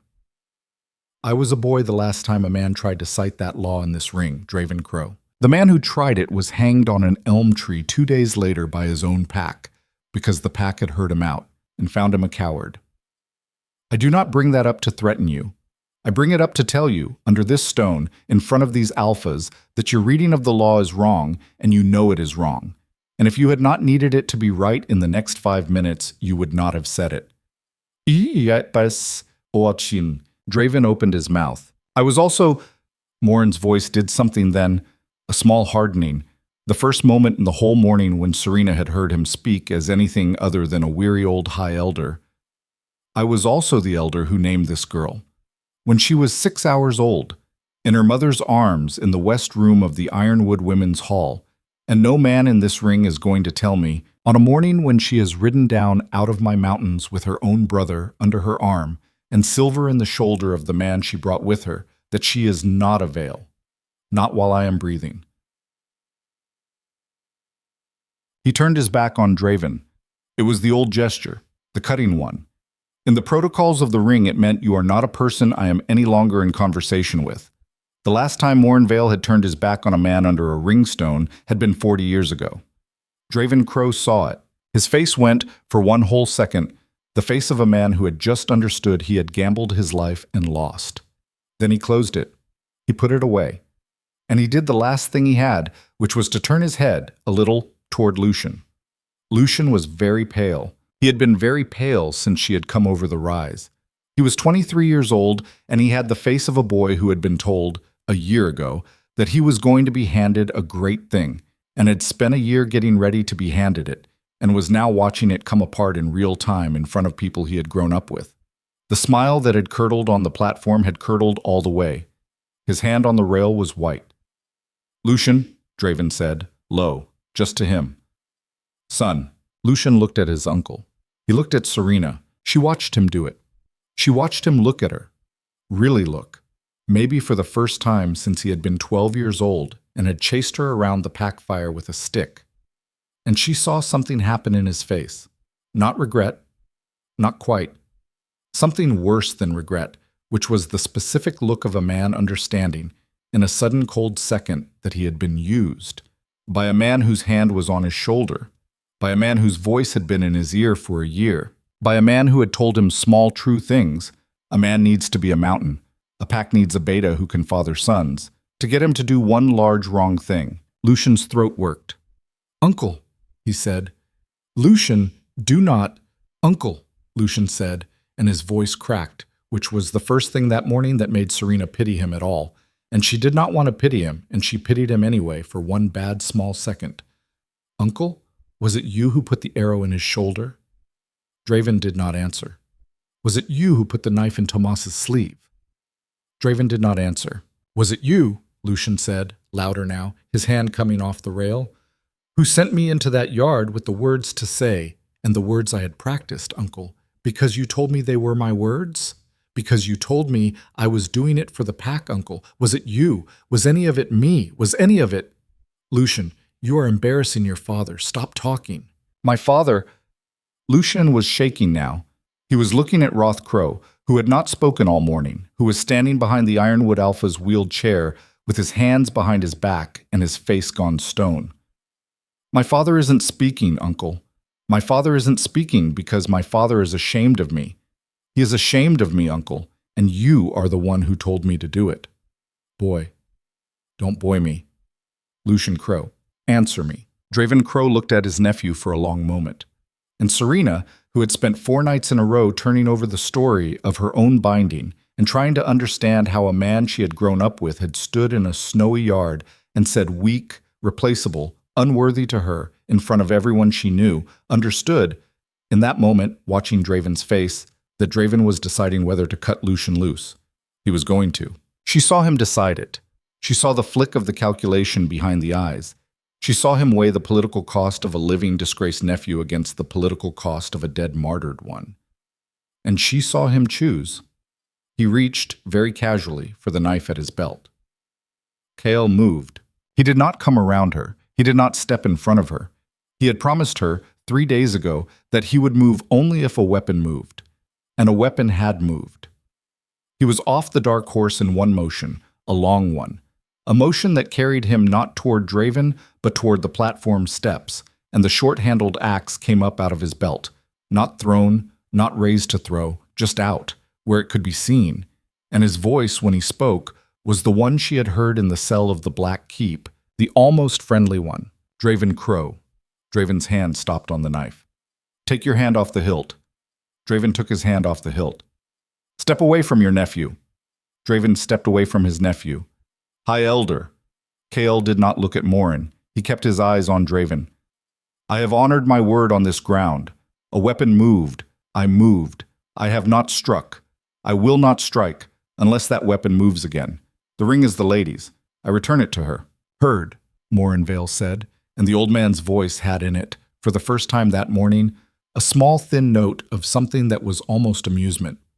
"Return it to her, Alpha King, and stand where she wants you." Kael stepped back. He did not return to the horse. He stepped up to the edge of the ring, and he stood there with the axe loose at his thigh and his eyes on Draven Crow's hands. And he did not look at Serena. He did not have to. Serena did not turn her head. She said, still with her hand on the ringstone, "Lucian Crow." Lucian looked at her. "Come down here." He came down. He did it slowly. He did it with both hands open at his sides where they could be seen. He came down the 3 platform steps, and he walked across the open ground, and there was a small wake of silence behind him as he came, because every person in the ring was watching him, and he stopped 3 paces from her at the ringstone, and he was taller than her, and he had always been taller than her, and today he looked smaller. She did not look up. She did not need to. She had decided on the ride down that she was not going to make a speech at him. Halda had told her that too, in a different context. No speeches.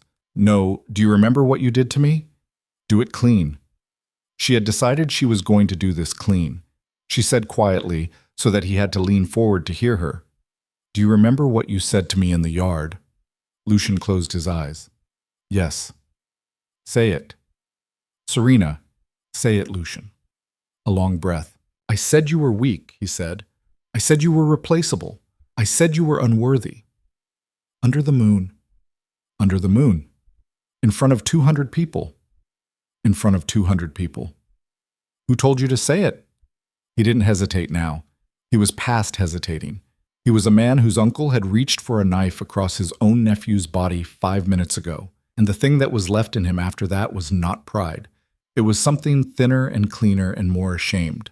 "Draven," he said, "my uncle. He gave me the words. He made me practice them. He told me the pack needed it. He told me I needed it. He told me you would live and you would be fine. He told me there was an arrangement with the Rivens and it was the only way. He was lying about the live and fine part. I know that now. I think," Lucian swallowed, "I think I might have known it then and I didn't want to know it. I don't know, Serena. I don't know which. I'm not going to tell you I didn't know, because I am done lying in this ring today." "Good," she said. She let it sit for 1 beat. "Look at my brother," she said. Lucian looked. Tomas was on the bay mare 10 paces off, with Thompson's big hand flat on his back, and Thomas was watching Lucian with an expression that was too old for 13. "He's 13, Serena said. "I know. Your uncle sewed a knife into his sleeve and sent him to kill me. Your uncle used a boy I rocked to sleep in my arms when he was 2 as a murder weapon. Not you. Your uncle. You did not know about that part." "No, I swear to you, I did not know." "I believe you." Lucian's eyes came back to her. "I believe you," she said again, "because if you had known about that part, you would not be standing in front of me right now, because your father would have killed you already. Your father is not a man who survives that, and I have always liked your father, Lucian, even when I did not like you." His throat worked. "Here's what I'm going to do," Serena said, and now she raised her voice, not much, just enough that the ring had it. "I am not going to ask for your death. I am not going to ask for your exile. I am not going to take your name. I am not going to take your line. I am not going to take your father's seat at the council, because your father is a good beta and always has been, and the Ironwood Pack needs him for another 10 years at least." She took a breath. "I'm going to take you," she said, "for a year. You will ride to the Black Keep with me at sundown. You will serve in the stables because you said I was weak, and the stables are where the weak of the Alpha King's keep work, and I want you to see what the week of that keep actually looked like. You will work there for a year. You will not speak to me unless I speak to you first.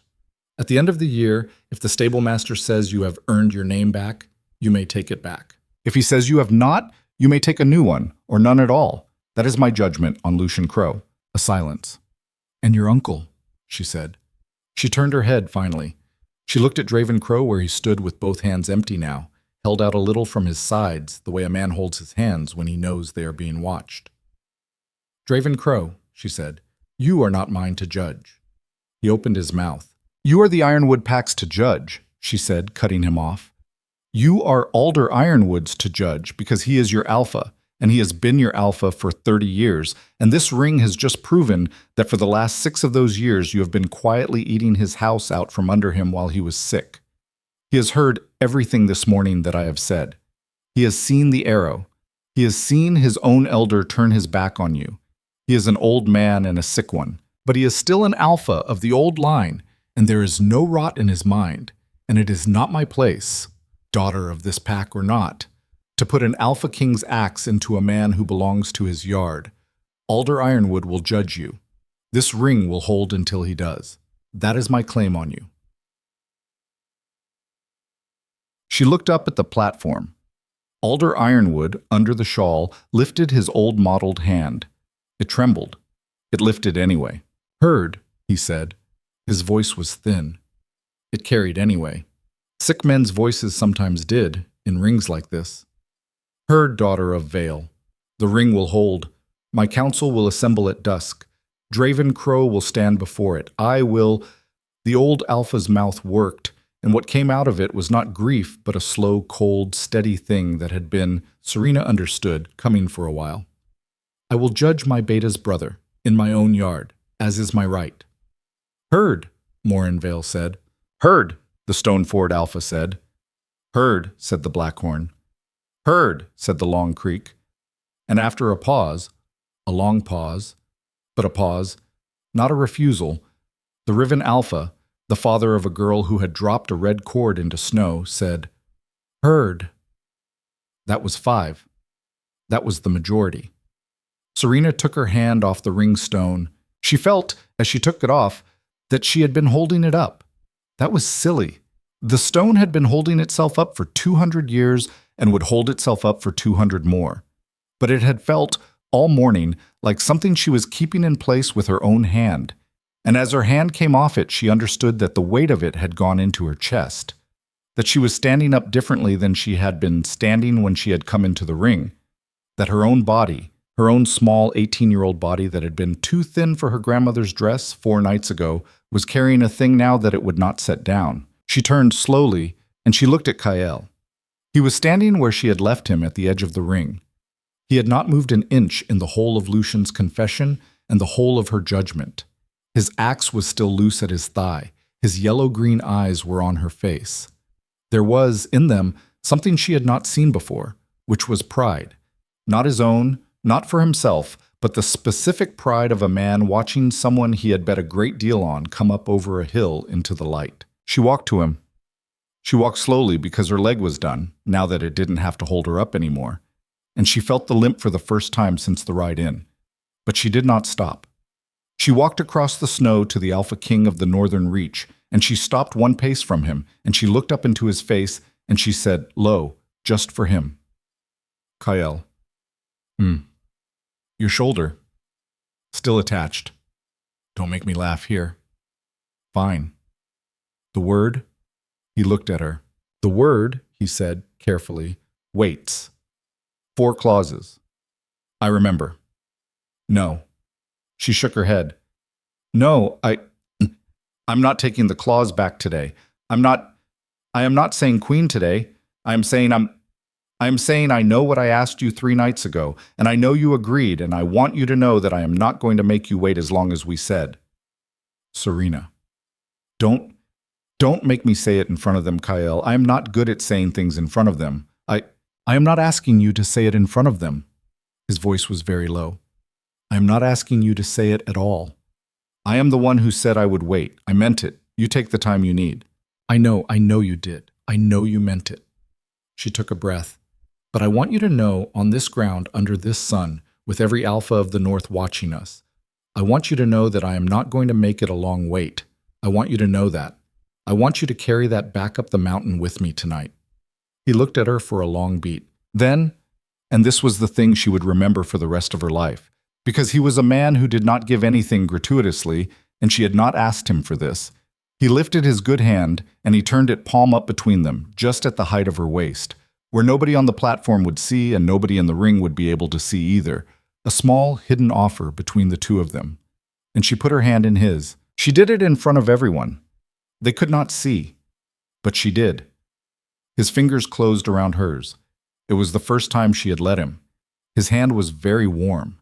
She had not expected it to be that warm. Her own was cold. He closed his hand around hers like a man closing a door around something fragile. And he did not squeeze. And he did not pull her toward him. And he did not look at her. He just held her hand.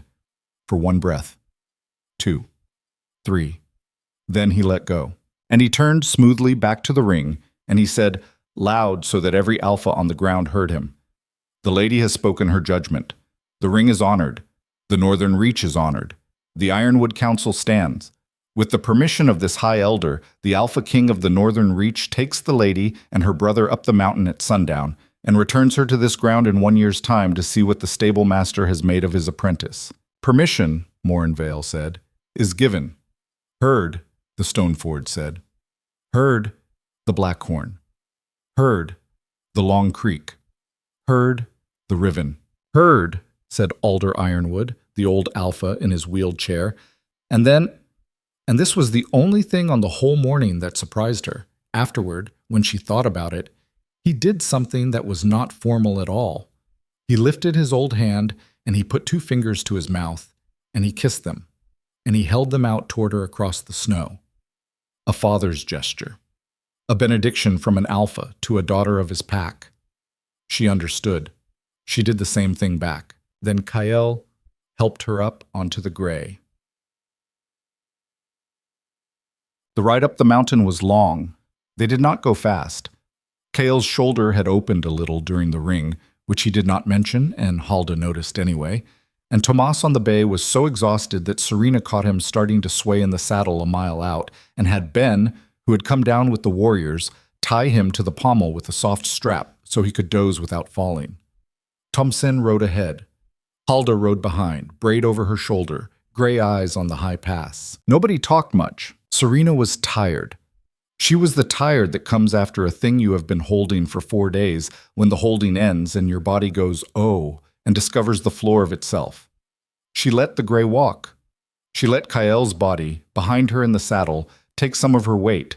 Just a little. Not leaning, but letting. He did not say anything about it. His good arm around her waist was a thing he had put there for practical reasons, reins and balance, and it was a warm thing. And she let herself, for 1 hour of the ride, simply have it. They talked a little, low, only to each other, at the top of the pass. Kael. A year. A year. You think he'll last? He considered.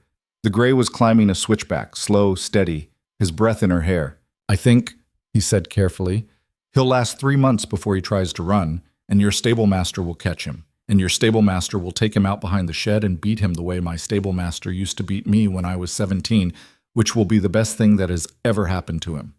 I think he will run again at 5 months, and your stable master will catch him again, and at that point, he will stop running. I think at 8 months, he will be the one telling the new boys where to put the hay. I think at 10 months, he will have taught himself to read, because your stable master is a man who makes his boys read. I think at the end of the year, he will come to you. To both of us, if I'm there, but to you if I'm not. And he will ask you what he is supposed to do with his life. And I think you will tell him. And he will do it. You think he'll be all right? I think he will be a better man at 24 than he was at 23. That's all a man gets to ask for anyone in a year. That's what I asked for myself at his age, and it was true. She thought about that for a while. Kael. What did you do at his age? He was quiet a long time. I killed a man I should not have killed, he said at last. Because a man I loved told me to, and I believed him, and I was wrong. And then I spent a year mucking out a stable on the other side of the pass for a woman named Halda, who would not tell me her real name until I had been there 5 months. She still won't, actually. That's not her real name. Halda isn't her real name. It is now. It wasn't then. She'll tell you hers when she's ready. I'm not telling you. Okay? I'm telling you what I did at Lucien's age, because I want you to understand that 1 year in a stable was the thing that made me a man who could hold the keep. That is what I am giving your pack brother-in-law. Not a punishment. A year in the same stable I had. Same stable master, same hay. If it worked on me, it will work on him. If it does not work on him, we will know that at the end of the year, and your judgment will stand anyway. She put her good hand over his good arm around her waist, not squeezing, just laying it there. He did not say anything about it. He did not have to. They came into the Black Keep after dark, by the main gate this time, under torches. The keep had been waiting. Ben had sent a bird ahead. The yard was lit. Halda's kitchen women were out. 2 of Kael's older warriors, men Serena recognized from the hut, stood in a double line at the entrance of the great hall, and as the horses came in through the gate, they put their right hands flat on their chests. It was not the formal salute. The formal salute was an open palm, raised. The hand on the chest was an older one, an older, quieter one. It was the salute to a mate, not to an alpha, not to a queen, to a mate of the house, a hearth woman, the woman who would be fed before the fighters in the winter and whose word at the table would go before the alphas.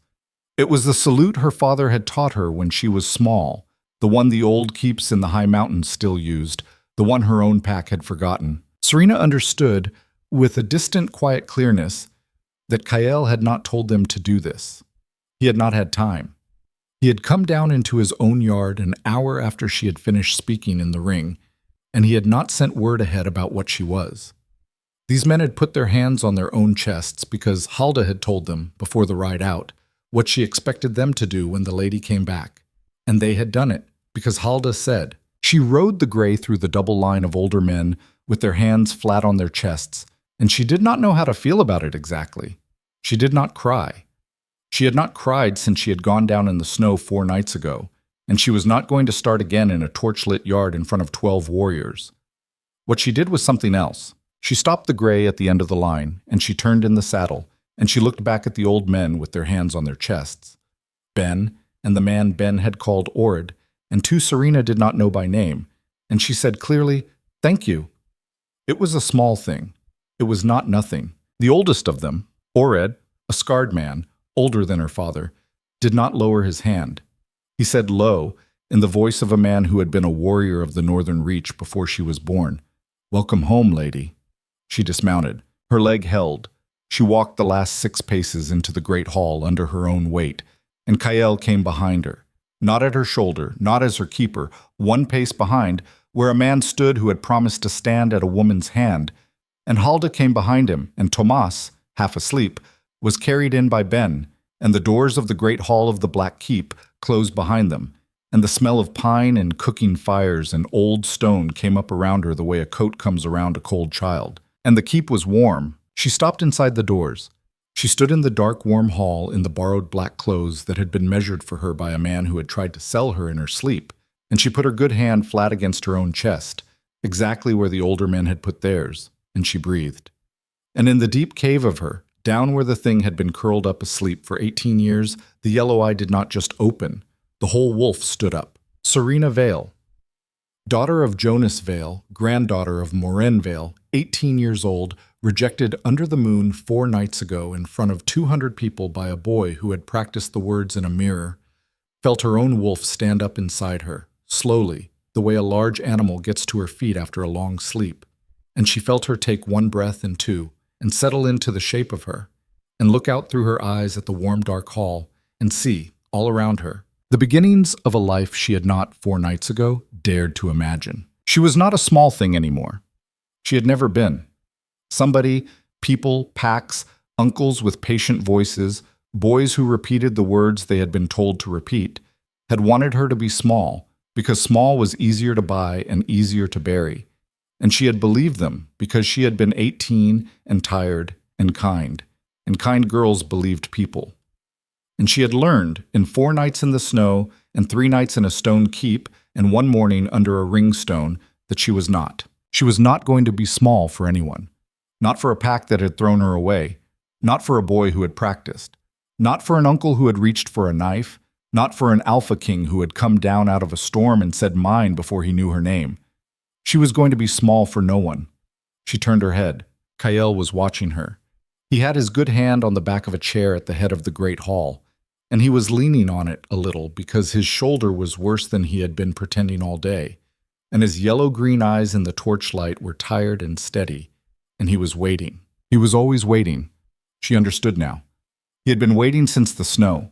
He had been waiting since her brother had ridden in with a knife in his sleeve. He had been waiting while she stood on a ringstone with her hand flat on it and her mouth giving judgment on men older than her. He was waiting now, tonight, in his own hall, not to be given anything, just to be allowed, maybe, to sit down and breathe while she decided what came next. She walked across the hall to him. She did not limp in the last 6 paces because she decided not to. She stopped in front of him. She was small. He was big. That was how it was. She did not have to grow into him. She was not going to grow into him. He was going to fit himself around the shape of her because that was what he had chosen to do, in the snow, before he knew her name. She put her hand, her good one, the one without the bandage, flat on the front of his black wool shirt, right over his heart. He did not move. "Sit down, Kael," she said. "You are bleeding again, and I want to talk to you about a wedding." He laughed. It was a real one this time. Not the hard huh through the nose. A real one. A tired one. The laugh of a very large, very dangerous man who had, against every expectation he had set for himself at the age of 41, been made by an 18-year-old girl in a borrowed shirt, very briefly, happy. He sat down. She sat down beside him. Outside, beyond the door of the Black Keep, the mountains stood up around them in the dark, cold and old, and full of packs and pacts, and other people's politics, and in the morning she was going to begin learning all of them, and in a year she was going to ride back down to a ringstone on the ironwood border and see a boy named Lucian Crow shoveling out stalls. And in 2 years she was going to stand in her own yard with her own hand on her own council stone. And in the end of her long life, somebody much younger than her was going to tell her story to some other small, tired 18-year-old girl who had just been told she was weak, and the story was going to help. That was the point. That was, she understood, maybe the only point there ever was. That the ones who had been called small stood up one day, not because a man came and told them to, but because they finally heard the thing in themselves that had been trying to stand up the whole time. And they stopped apologizing for its voice, and they used it. Serena Vale used hers. And the Black Keep, quietly, around her, in a way that would take the rest of her life to finish, began to become her home.